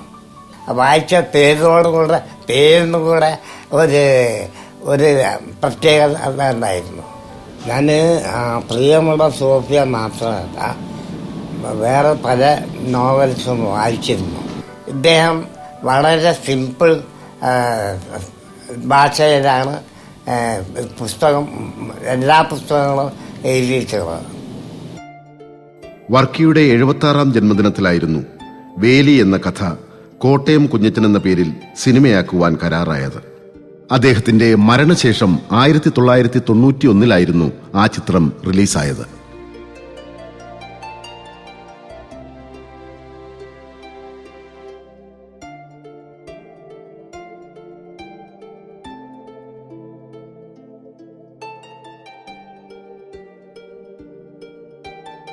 ഇന്ന് ഏറ്റവും കൂടുതൽ ജനപ്രീതി ആർജിച്ചിരിക്കുന്ന ടെലിവിഷൻ സീരിയലുകളുടെ സ്ഥാനമായിരുന്നു അന്ന് മുട്ടത്ത് വർക്കിയുടെ നീണ്ട കഥകൾക്ക് ഉണ്ടായിരുന്നത്. ആ കഥകളുടെ ഓരോ ലക്കങ്ങളും വായിച്ച് മലയാളി കരഞ്ഞു, ചിരിച്ചു, പ്രത്യാശിച്ചു, ആശ്വാസം കൊണ്ടു. ഒടുവിൽ അടുത്തയാഴ്ചത്തെ അടുത്ത ലക്കത്തിനായി അവർ കാത്തിരുന്നു. എന്റെ കഥയുടെ വേരുകൾ എവിടെയെന്നോ, അതാ അവിടെ അങ്ങ് പരന്നു കിടക്കുന്ന മുണ്ടകപ്പാടങ്ങളുടെ കരയിൽ. എന്റെ കൂടെ വന്നാൽ എന്റെ കഥാപാത്രങ്ങളെ ഞാൻ നിങ്ങൾക്ക് കാണിച്ചു തരാം. അവർ ജീവിച്ചവരാണ്, ജീവിച്ചുകൊണ്ടിരിക്കുന്നവരാണ്. അത്തരത്തിലുള്ളവരുടെ എല്ലാം ധർമ്മസങ്കടങ്ങളും സ്വപ്നങ്ങളും എന്റെ കൃതികളിലുണ്ട്. എനിക്കും എന്റെ വായനക്കാർക്കും അതു മതി. തികച്ചും സാധാരണമായ തന്റെ ചുറ്റുപാടുകളെ മൂലധനമാക്കിയായിരുന്നു അദ്ദേഹം എഴുതിയത്. തന്റെ നാട്ടുകാരും വീട്ടുകാരും കൂട്ടുകാരുമെല്ലാം കഥാപാത്രങ്ങളായി മാറി. ചങ്ങനാശ്ശേരിയിലും ചെത്തിപ്പുഴയിലും കുരിശുമൂട്ടിലും പാറേപ്പള്ളിയിലും ജീവിതം കഴിച്ചവരായിരുന്നു അദ്ദേഹത്തിന്റെ കഥാപാത്രങ്ങളിൽ ഏറിയ കൂടും. ജീവിതം സുന്ദരമാക്കാൻ കഠിനാധ്വാനം ചെയ്ത ഒരു പറ്റം മനുഷ്യർ. തന്റെ പ്രശസ്തിക്ക് കാരണഭൂതരായ ഇവരെയൊന്നും ജീവിതത്തിലും കഥാകാരൻ മറന്നിരുന്നില്ല.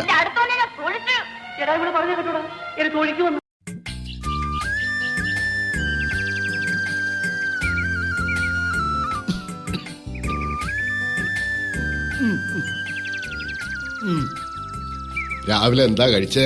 കഞ്ഞി കുടിച്ച്. കഞ്ഞി കുടിച്ച്. കറിയോ? മുളക് പൊട്ടിച്ച്. തങ്കമ്മേ, ഒരാൾ കൂടിയുള്ള ഭക്ഷണം എടുത്തോ. കഴിച്ചിട്ട് പോയാ മതി. ആ ചെല്ലേ.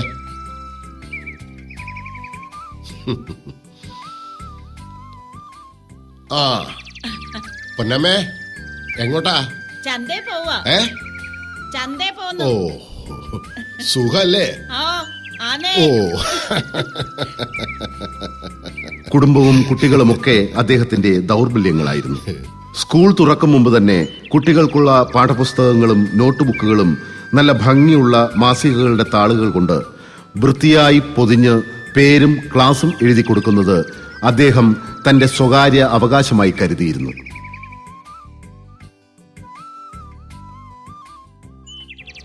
എനിക്ക് അദ്ദേഹത്തെ പറ്റിയിട്ട് വളരെ ബഹുമാനം തോന്നിയിട്ടുള്ള ഒരാളാണ്. ഒന്ന് ഇത്രയധികം എഴുതി, മാത്രമല്ല വായനക്കാരെ വളരെയധികം ആകർഷിച്ചിരുന്നു. ഈ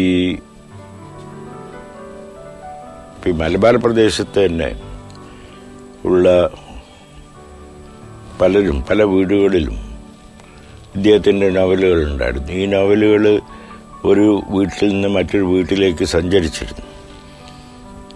ഒരുപാട് വായനക്കാരുള്ളത് കൊണ്ടായിരിക്കാം, ഇത്രയധികം വായനക്കാരുള്ള ഒരു എഴുത്തുകാരെന്നുള്ള നിലയ്ക്കായിരിക്കാം അല്പം ബുദ്ധിജീവികൾ എന്ന് പറയുന്നവർക്ക് ഒരു ചെറിയ പരിഹാസം ഇദ്ദേഹത്തെ പറ്റിയിട്ടുണ്ടായിരുന്നു.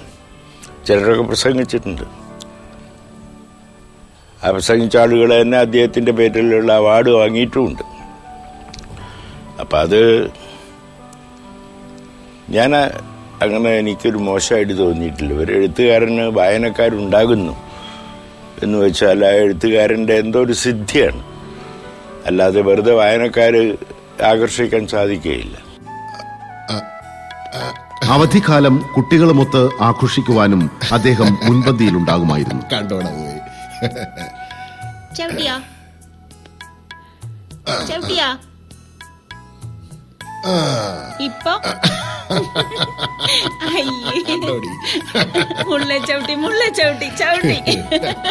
എല്ലാ വിഷുവിനും ഒരു വെള്ളിരൂപ നോട്ടും ഒരു കഷ്ണം മഞ്ഞളുമായിരുന്നു അദ്ദേഹത്തിന്റെ കൈനീട്ടം. ഓണത്തിന് വീട്ടിലെയും വയലിലെയും പണിക്കാർക്ക് മുണ്ടും നേരിയതും കൊടുക്കാനും അദ്ദേഹം മറന്നിരുന്നില്ല. ക്രിസ്മസ് വീടൊരു ഉത്സവ ലഹരിയിലായിരിക്കും. നാട്ടുകാർക്കും കൂട്ടുകാർക്കുമെല്ലാം ഭക്ഷണം വീട്ടിലായിരിക്കും. വീട്ടിലെയും അയൽപക്കത്തെയും കുട്ടികളുമൊത്തുള്ള പടക്കം പൊട്ടിക്കൽ നിർബന്ധമുള്ളൊരു കാര്യമായിരുന്നു. വിഷുവിന് ഒപ്പമുണ്ടെങ്കിൽ മെരിലാൻ സുബ്രഹ്മണ്യത്തിന്റെ വക 101 രൂപയും ഒരു നേരിയതും മഞ്ഞളും ഉറപ്പുള്ള കാര്യമായിരുന്നു.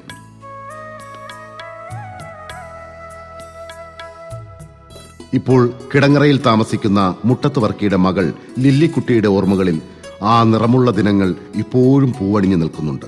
അപ്പച്ചൻ്റെ മക്കളിൽ ഏറ്റവും കൂടുതൽ സ്നേഹം അനുഭവിക്കാൻ പറ്റിയിട്ടുള്ളത് എനിക്കാണ്.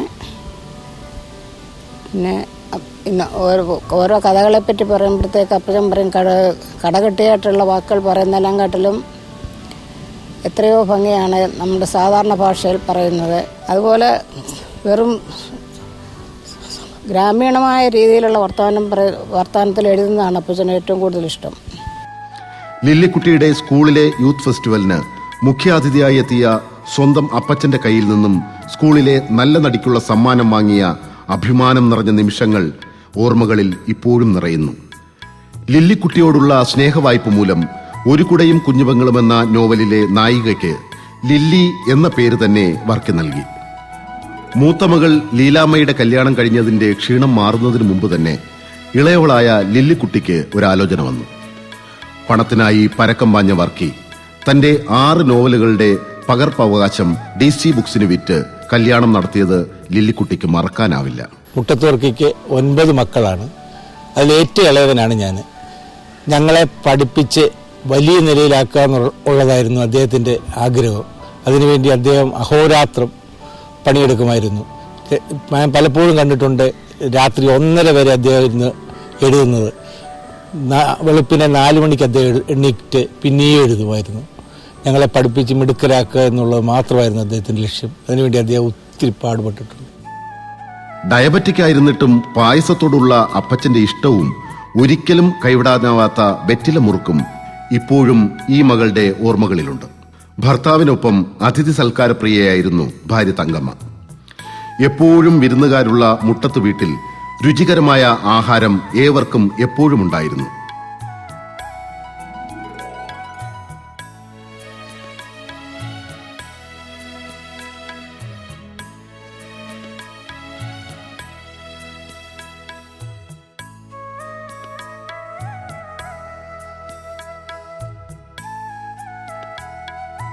തകഴി, വയലാർ രാമവർമ്മ, കെ സുരേന്ദ്രൻ, DC കിഴക്കേമുറി, മംഗളം വർഗീസ്, MK മാധവൻ നായർ, തിക്കുറിശി തുടങ്ങിയവരുടെ ഒരു സന്ദർശന വേദി കൂടിയായിരുന്നു ചെത്തിപ്പുഴയിലെ മുട്ടത്തുവീട്. സൗഹൃദ സംഭാഷണങ്ങൾക്കും വെടിവട്ടങ്ങൾക്കുമൊടുവിൽ കലാശക്കൊട്ടിന് മുട്ടത്തുവർക്കി ചില അതിഥികളുമായി കുരിശമൂട് ഷാപ്പിലെത്തുമായിരുന്നു. തങ്ങൾ ബഹുമാനത്തോടെയും ആരാധനയോടെയും നോക്കിക്കണ്ടവർ തങ്ങളിൽ ഒരാളായി പാട്ടും കഥയും തമാശകളുമൊക്കെയായി കൂടുന്നത് അവിടെയുള്ള സഹൃദയന്മാർ ആവോളം ആസ്വദിച്ചിരുന്നു. വയലാർ രാമവർമ്മ മുട്ടത്ത് വീട്ടിലുള്ള ഒരു ദിവസം ജ്യേഷ്ഠനായ പാപ്പിയെ വർക്കി വിളിച്ചു. പാപ്പിച്ചോ, അപ്പച്ചോ. പാപ്പി വിളികേട്ടു. പാപ്പിയേ, അപ്പച്ചോ. പാപ്പി വീണ്ടും വിളികേട്ടു. ഇത് 2 തവണ ആവർത്തിച്ചപ്പോൾ വയലാറിന് തന്റെ അടുത്ത ഗാനത്തിന്റെ രചന ആരംഭിക്കാനായി. അങ്ങനെ പാപ്പി അപ്പച്ച എന്ന ഗാനത്തിന് പിറവിയുണ്ടായി. മയിലാടും കുന്നിന്റെ ചർച്ചകൾക്കിടയിൽ സായം സന്ധിയിൽ ഗ്രാമീണത നുകർന്ന് നടക്കാനിറങ്ങിയതായിരുന്നു വയലാറും മുട്ടത്തുവർക്കിയും. അകലെ തെങ്ങിൻ തോപ്പുകൾക്കപ്പുറം സൂര്യൻ എരിഞ്ഞടങ്ങുന്നു. നാട്ടുവഴിയിലൂടെ നടന്നുപോയ ഒരു ഗ്രാമസുന്ദരി വയലാറിന്റെ ഭാവനയിൽ ഒരു ഗാനത്തിന്റെ വരികൾ കോറിയിട്ടു. സന്ധ്യമയങ്ങും നേരം, ഗ്രാമചന്ത പിരിയുന്ന നേരം, ബന്ധുരേ രാഗബന്ധുരേ, നീ എന്തിനീ വഴി വന്നു. മതം അടിച്ചേൽപ്പിച്ച അദൃശ്യമായ മാനസിക അടിമത്തത്തിനെതിരായ ഒരു ഉളിയമ്പായിരുന്നു മുട്ടത്തുവർക്കി കഥകൾ. തന്റെ കഥകളിലൂടെ അദ്ദേഹം സഹൃദയ മനസ്സുകളിലെ സ്നേഹത്തിന്റെയും പ്രണയത്തിന്റെയും ഉച്ചനീച ഭേദങ്ങളുടെയും സഭാവിലക്കുകളുടെയും ഒക്കെ കെട്ടുപാടുകൾ പൊട്ടിച്ചെറിഞ്ഞു. ഗുരുപുറൻ തന്നുടെ പാദങ്ങളും ദീനതയൊഴിഞ്ഞു ചൂടിയിടിനേനൊഴിയാതെ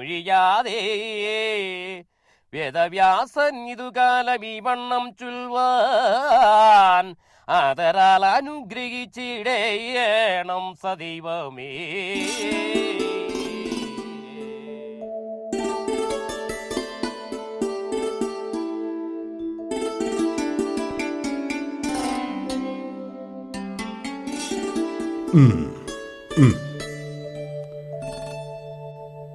നിന്റെ വായന ഞാൻ എന്നും കേൾക്കാറുണ്ട്.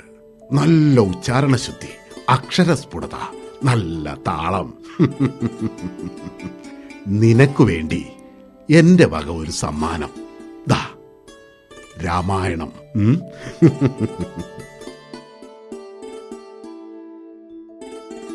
ഇത് ചെട്ടിയാർ. 30 വർഷങ്ങൾക്ക് മുമ്പ് തന്റെ രാമായണ വായനയിൽ ആകൃഷ്ടനായ മുട്ടത്ത് വർക്കിയുടെ കയ്യിൽ നിന്നും രാമായണം സമ്മാനമായി വാങ്ങിയ വ്യക്തി.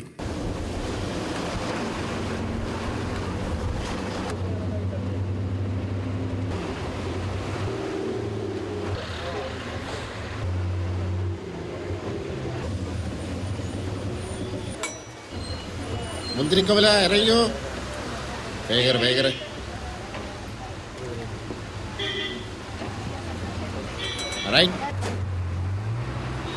ചെത്തിപ്പുഴ നിന്നും കോട്ടയത്ത് ദീപികയിലേക്കുള്ള ബസ് യാത്രക്കിടയിലായിരുന്നു അദ്ദേഹം പല സ്ഥലങ്ങൾക്കും തന്റേതായ പേരുകൾ നൽകിയത്.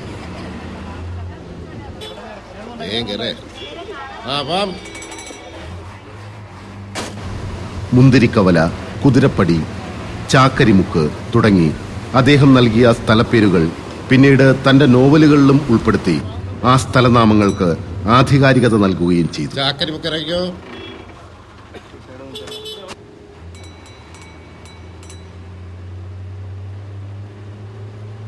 17 വയസ്സ് പ്രായം തോന്നിക്കും. ഇളം കറുപ്പ് നിറമാണ്. തലമുടി ചുരുണ്ടതല്ല. ഇടത്തെ കവിളിൽ കരടുപോലെ ഒരു കറുത്ത മറുകൊണ്ട്. ആകപ്പാടെ നല്ല അഴകുള്ള മുഖം. കാതിൽ ചുവന്ന കല്ലുകൊണ്ടുള്ള കമ്മലുകൾ. കഴുത്തിലൊരു സ്വർണ്ണ ചെയിൻ. അതിലൊരു കാശുരൂപം.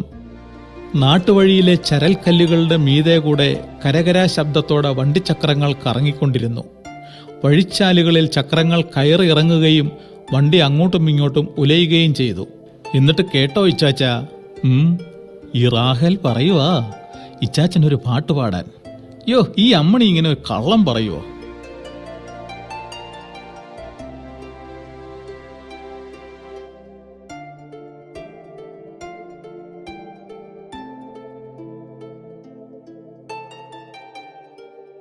ഒരുപാട് വിമർശനങ്ങൾക്ക് പാത്രീഭൂതനായ ഒരാളാണ് അദ്ദേഹം.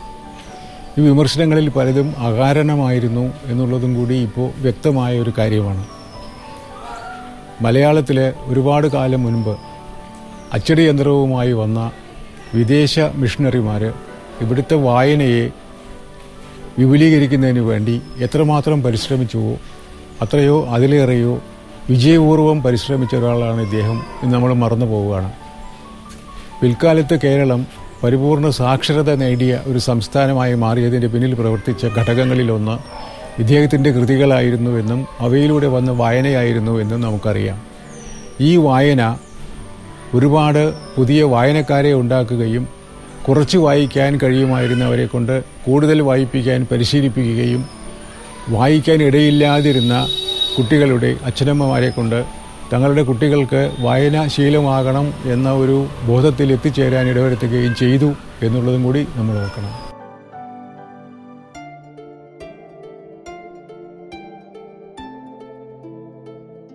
അത്യന്താധുനിക സാഹിത്യ പരീക്ഷണങ്ങളും സാഹിത്യ മേഖലയും ജനങ്ങളെ മറന്നപ്പോൾ വായനയെ ജനങ്ങളും മറന്നു.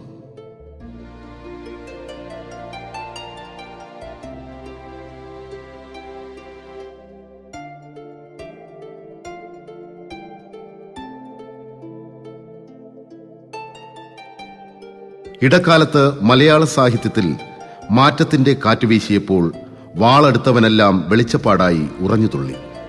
ആ സാഹിത്യ നിർജീവതയിൽപ്പെട്ട് നട്ടം തിരിഞ്ഞ മലയാള സഹൃദയ മനസ്സിന്റെ കിളിവാതിൽ തുറന്ന് ഒരാകാശം നിറയെ സ്വപ്നങ്ങൾ പൂത്തുലഞ്ഞു നിൽക്കുന്നത് അദ്ദേഹം കാട്ടിക്കൊടുത്തു. അതുവരെ അനുഭവിക്കാത്ത വികാരങ്ങളുടെ മാധുര്യം നുകർന്ന് സാധാരണ മനസ്സുകൾ തിമിർത്താടിയപ്പോൾ മലയാളിക്ക് സ്വപ്നം കാണുവാനുള്ള അസുലഭ അവസരമാണ് അദ്ദേഹം പകർന്നു നൽകിയത്. ശരാശരി മലയാളിയെ വായനയിലേക്ക് കൊണ്ടുവന്നതും സ്വപ്നം കാണാനും പ്രണയിക്കാനും അവനെ കൈപിടിച്ച് നയിച്ചതും മുട്ടത്ത് വർക്കി കഥകളായിരുന്നു. അക്ഷരമറിയാവുന്ന മലയാളികൾ മുട്ടത്ത് വർക്കിയെ വായിച്ചു. അറിയാത്തവർ വായന കേട്ടു. സാക്ഷരരാകാൻ മോഹിച്ചു. പുതുതലമുറകളെ അക്ഷരം പഠിപ്പിക്കേണ്ടതിന്റെ അനിവാര്യതയെക്കുറിച്ച് ബോധമുള്ളവരാക്കി. മുട്ടത്ത് വർക്കിയുടെ പുസ്തകങ്ങൾ ഗ്രാമീണ വായനശാലകളുടെ ഷെൽഫുകളിൽ ഒരിക്കലും വിശ്രാന്തിയിലായിരുന്നില്ല. വായനയുടെ വസന്തകാലമായിരുന്നു അത്. PN പണിക്കരിലൂടെ കരുത്താർജിച്ച ലൈബ്രറി പ്രസ്ഥാനത്തിന്റെ നെടുമ്പന്തലുകളിൽ വിശിഷ്ട ഭോജ്യങ്ങൾ നിരത്തിയ വിളമ്പുകാരനായി വർക്കി. സമ്പൂർണ്ണ സാക്ഷരതയിലേക്കുള്ള ചരിത്ര വഴിയിലെ കെടാവിളക്കായി മാറി ഈ കഥാകാരൻ. കലയിലും സാഹിത്യത്തിലും സുതാര്യതയ്ക്കും ഹൃദയാഭിമുഖ്യത്തിനുമാണ് 1-ാം സ്ഥാനമെന്നും ധൈഷണികതയുടെ സങ്കീർണതയ്ക്ക് 2-ാം സ്ഥാനമേയുള്ളൂവെന്നും മുട്ടത്ത് വർക്കി തന്റെ രചനകളിലൂടെ ലോകത്തോട് വിളിച്ചു പറഞ്ഞു.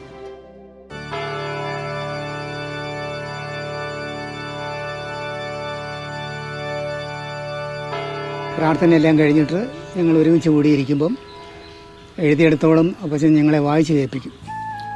സോഫിയ കുട്ടപ്പനെ പിടിച്ചു തള്ളി. അവൻ തെറിച്ച് ഭിത്തിയിൽ ചെന്നിടിച്ചു വീണു. അയ്യോ അപ്പച്ച, അതൊന്ന് മാറ്റി എഴുതിക്കേ, ശരിയായില്ല എന്ന് തോന്നുന്നു. ഇതോ നിനക്ക് എന്നെ അറിയാം. അയ്യോ കണ്ടോടി പിള്ളേരെ, നിങ്ങളും കേൾക്കുന്നില്ലയോ? എടി നീ തന്നെ പറ. അപ്പച്ച ഇത് മതി അപ്പച്ച. എന്റെ മോളെ ആ പറഞ്ഞത് ശരിയല്ല. ഇതാ ശരി. എടാ മക്കളെ, നിങ്ങളും കേട്ടതല്ലോടാ. സഹോദരങ്ങളും ഭാര്യയും ഉൾപ്പെടുന്ന ആ കൊച്ചുകൂട്ടത്തിന്റെ മുന്നിലായിരുന്നു മുട്ടത്ത് വർക്കി തന്റെ കഥയുടെ ആദ്യ വായന നടത്തിയിരുന്നത്. ശ്രോതാക്കളുടെ വിലയേറിയതെന്ന് തോന്നുന്ന അഭിപ്രായങ്ങൾ സ്വീകരിക്കാനും ആ മാറ്റങ്ങൾ തന്റെ കഥയിൽ വരുത്തുവാനും വർക്കിക്ക് ഒരു മടിയും ഉണ്ടായിരുന്നില്ല. ഇത് നോക്ക്. എവിടെ? ഒന്ന് വായിച്ചേ.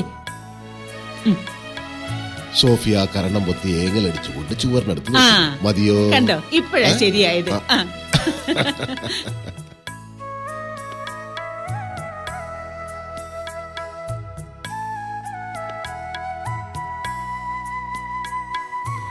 മെല്ലെ മെല്ലെ അനാരോഗ്യം ആ കലാകാരനെ ഗ്രസിച്ചു തുടങ്ങി. തന്റെ എഴുത്തിനെ അത് ബുദ്ധിമുട്ടിക്കുന്നുവെന്ന തിരിച്ചറിവ് ഒരു നൊമ്പരമായി ആ മനസ്സിനെ അലട്ടിയിരുന്നു. വർക്കി അധികം താമസിയാതെ തന്നെ രോഗാതുരനായി. കോട്ടയം മെഡിക്കൽ കോളേജിലാണ് അദ്ദേഹത്തെ പ്രവേശിപ്പിച്ചത്. ഏവരുടെയും സ്നേഹമസൃണമായ പരിചരണത്തിനിടയിൽ ശരീരത്തിന് വന്ന സ്ട്രോക്ക് ആരോഗ്യനില കൂടുതൽ വഷളാക്കി മാറ്റി.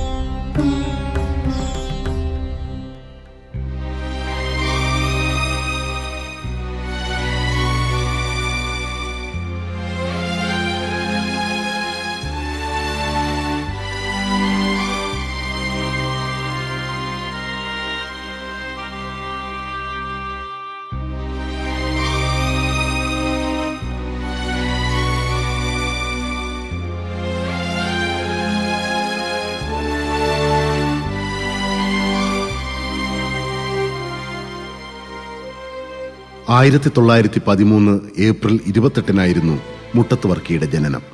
അതുകൊണ്ട് തന്നെ തന്റെ ഭാഗ്യ നമ്പർ 10 എന്ന് ഉറച്ച വിശ്വാസക്കാരനായിരുന്നു അദ്ദേഹം. വർക്കിയുടെ നീണ്ട കഥകളുടെ അധ്യായങ്ങൾ പോലും 19, 28, 37 എന്നിങ്ങനെ 10 തീരുന്ന സംഖ്യയിലാക്കാൻ ഏറെ ശ്രദ്ധിച്ചിരുന്നു. 136 കൃതികളാണ് ആ തൂലിക നമുക്ക് സമ്മാനിച്ചത്. 10 എന്ന സംഖ്യയോടുള്ള പ്രതിപത്തി മൂലമാവാം ആ കഥാകാരൻ ലോകത്തോട് വിട പറഞ്ഞതും ഒരു 28-ാം തീയതിയായിരുന്നു. എഴുതിത്തീരാത്തൊരു നീണ്ട കഥ പോലെ ഒരു കാലഘട്ടത്തിന്റെ മനസ്സിനെ കഥ പറഞ്ഞ് സ്വതന്ത്രമാക്കിയ, ഒരു കാലഘട്ടത്തിന്റെ മനസ്സുകളിൽ പ്രണയം വിടർത്തിയ, ഒരു കാലഘട്ടത്തിന്റെ അസ്വാതന്ത്ര്യങ്ങളെ പൊട്ടിച്ചെറിഞ്ഞ ആ അക്ഷരചക്രവർത്തി, അതെ, കഥയുടെ ആ രാജകുമാരൻ ഏറെ സ്വപ്നങ്ങൾ നമുക്കായി അവശേഷിപ്പിച്ച് ചിറകടിച്ച് പറന്നുപോയി. നാടും നാട്ടുകാരും തങ്ങളുടെ പ്രിയ കഥാകൃത്തിന് നൊമ്പരത്തോടെ നൽകിയ യാത്രാമൊഴി ആ കുറിയ മനുഷ്യൻ ജനഹൃദയങ്ങളിൽ എത്രത്തോളം ഉയരം നേടിയെടുത്തുവെന്നതിൻ്റെ നേർചിത്രമായി മാറി.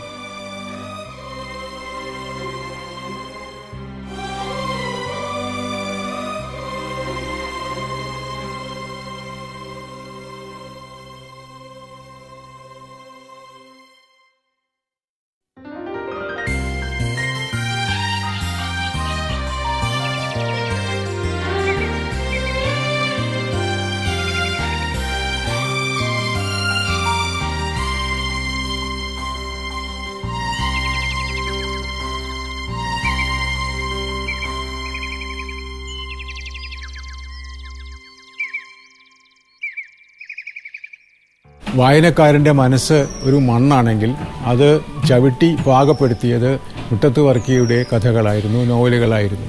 കൃഷിഭൂമി പാകപ്പെടുത്തിയ ആൾ എന്നുള്ള നിലയ്ക്ക് ആദ്യ കർഷകൻ എന്ന ബഹുമതി ഇദ്ദേഹത്തിന് മലയാളത്തിലെ വായനക്കാരുടെ ഇടയ്ക്ക് നൽകേണ്ടതുണ്ട് എന്ന കഥ നമ്മളിപ്പോൾ മനസ്സിലാക്കുകയാണ്. ശബ്ദതലത്തിൽ മാത്രം രമിക്കുന്ന ആളുകളെ ശബ്ദാരാമന്മാർ എന്ന് കുട്ടീഷ്ണന്മാരാര് വിലയിരുത്തുന്നുണ്ട്. അർത്ഥാരാമന്മാർ എന്ന് അദ്ദേഹം വിളിക്കുന്നത് വായിച്ച് കവിതയുടെ അർത്ഥം മനസ്സിലാക്കി അർത്ഥവൈചിത്രത്തിൽ സന്തോഷിക്കുന്നവരെയാണ്. ആ ആസ്വാദന തലങ്ങളിലെ ഏറ്റവും ഭംഗിയായിട്ടും ഏറ്റവും ഹൃദ്യമായിട്ടും ഏറ്റവും വ്യാപകമായിട്ടും മുട്ടത്ത് വർക്കിയാണ് വായിക്കാൻ പ്രേരിപ്പിച്ചിട്ടുണ്ടാവുക. അതുകൊണ്ട് തന്നെ മലയാള സാഹിത്യം അദ്ദേഹത്തോട് ആ അർത്ഥത്തിൽ ഒരു വിപുലമായ വായനാ സമൂഹത്തെ സൃഷ്ടിച്ചു എന്ന അർത്ഥത്തിൽ മുട്ടത്ത് വർക്കിയോട് വല്ലാതെ കടപ്പെട്ടിരിക്കുന്നു മലയാളി സമൂഹം എന്നാണ് എൻ്റെ അഭിപ്രായം. പിന്നെ വർക്കിക്ക് ഒരു ബുദ്ധിമുട്ടുണ്ടായി എന്നുള്ളത് ശരിയാണ്. വർക്കി ജനിച്ചത് വള്ളുവനാടൻ പ്രദേശത്താണെങ്കിൽ വർക്കിയുടെ രചനകൾ ആദ്യം വെളിച്ചം കണ്ടത് അന്ന് എഴുത്തുകാരനെ തരംതിരിച്ചിരുന്ന മാതൃഭൂമിയുടെ താളുകളിലായിരുന്നെങ്കിൽ വർക്കി ആരാകുമായിരുന്നു, ആരായി വിലയിരുത്തപ്പെടുമായിരുന്നു എന്ന് ആലോചിക്കുന്നത് രസമുള്ളൊരു സംഗതിയാണ്. വർക്കി എം ഡിക്ക് തുല്യമാണ് എന്ന് ആരും പറയുകയല്ല. എം ഡിക്ക് തുല്യമായി എം ഡി മാത്രമേ ഉള്ളൂ. ചുറ്റുപാട്ടുള്ള സമൂഹത്തിൻ്റെ ആത്മാവിനെ തൊട്ടറിഞ്ഞവരാണ് രണ്ടുപേരും. അവരവരുടെ രീതിയിൽ അത് അവതരിപ്പിച്ചു. ഒട്ടാകെ നോക്കിയാൽ വർക്കി ചെയ്തതിനോട് നീതി പുലർത്താത്തതാണ് സമൂഹം വർക്കിയോട് ചെയ്തത് എന്ന് പറഞ്ഞ് നിർത്തേണ്ടി വരും. എൻ്റെ ഏറ്റവും ആദ്യകാല വായനകളിൽ പെട്ട പുസ്തകങ്ങളിൽ മുട്ടത്ത് വർക്കി ഉണ്ടായിരുന്നു. പുരോഗമന സാഹിത്യവും മറ്റും ഉണ്ടാക്കിയ വായനാ വിപ്ലവത്തിന് സമാന്തരമായിട്ട് മറ്റൊരു വായനാ വിപ്ലവം സാധാരണക്കാരുടെ ഇടയിൽ ഒരുപക്ഷെ മറ്റൊരു വിധത്തിലും വായിക്കാൻ ഇടവരില്ലാത്ത സാധാരണക്കാരുടെ ഇടയിൽ, കർഷകരുടെയും തൊഴിലാളികളുടെ ഇടയിൽ ഒരു വായനാ സംസ്കാരം അദ്ദേഹം ഉണ്ടാക്കുകയായിരുന്നു. അതിനെപ്പറ്റി നമുക്ക് യാതൊരു സംശയവുമില്ല. അദ്ദേഹത്തിൻ്റെ പേരിലുള്ള അവാർഡ് വാങ്ങിയവരെല്ലാം ബുദ്ധിജീവികളാണ്. ഒ വി വിജയനിൽ തുടങ്ങി എൻ പ്രഭാകരൻ വരെയുള്ള സി വി ബാലകൃഷ്ണൻ വരെയുള്ള എഴുത്തുകാർ ആണ് വാങ്ങിയിരിക്കുന്നത്. എം ടി വാസുനാർ വാങ്ങി, ഇപ്പോഴത്തെ കുഞ്ഞുത്തുള്ള വാങ്ങി, സക്കറിയ വാങ്ങി. ഞങ്ങൾ ആദ്യത്തെ അവാർഡ് നൽകിയത് ഒ വി വിജയനാണ്. അദ്ദേഹം സ്വീകരിക്കുകയും ചെയ്തു. പിന്നെ വായനക്കാർ കൂടുതൽ ഉണ്ടാകുക എന്ന് പറഞ്ഞാൽ ഒരു എഴുത്തുകാരൻ്റെ ഏറ്റവും വലിയ സൗഭാഗ്യമാണ്.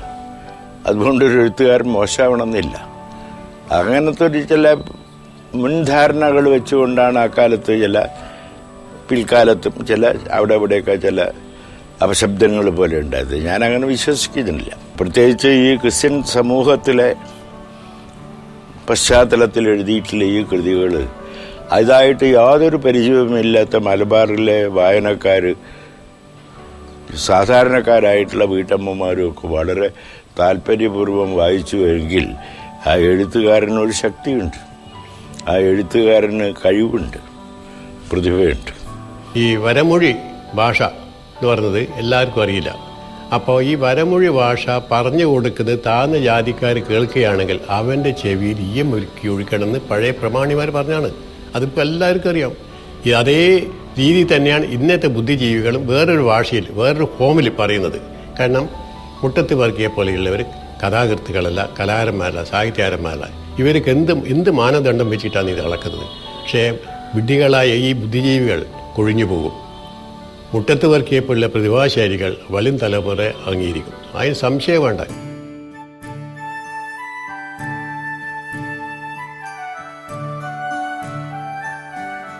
ഈ നാട്ടിലെ സാധാരണക്കാരന്റെ സ്വപ്നങ്ങളും നൊമ്പരങ്ങളുമായിരുന്നു ഞാൻ എൻ്റെ കഥകളിൽ നിറച്ചത്.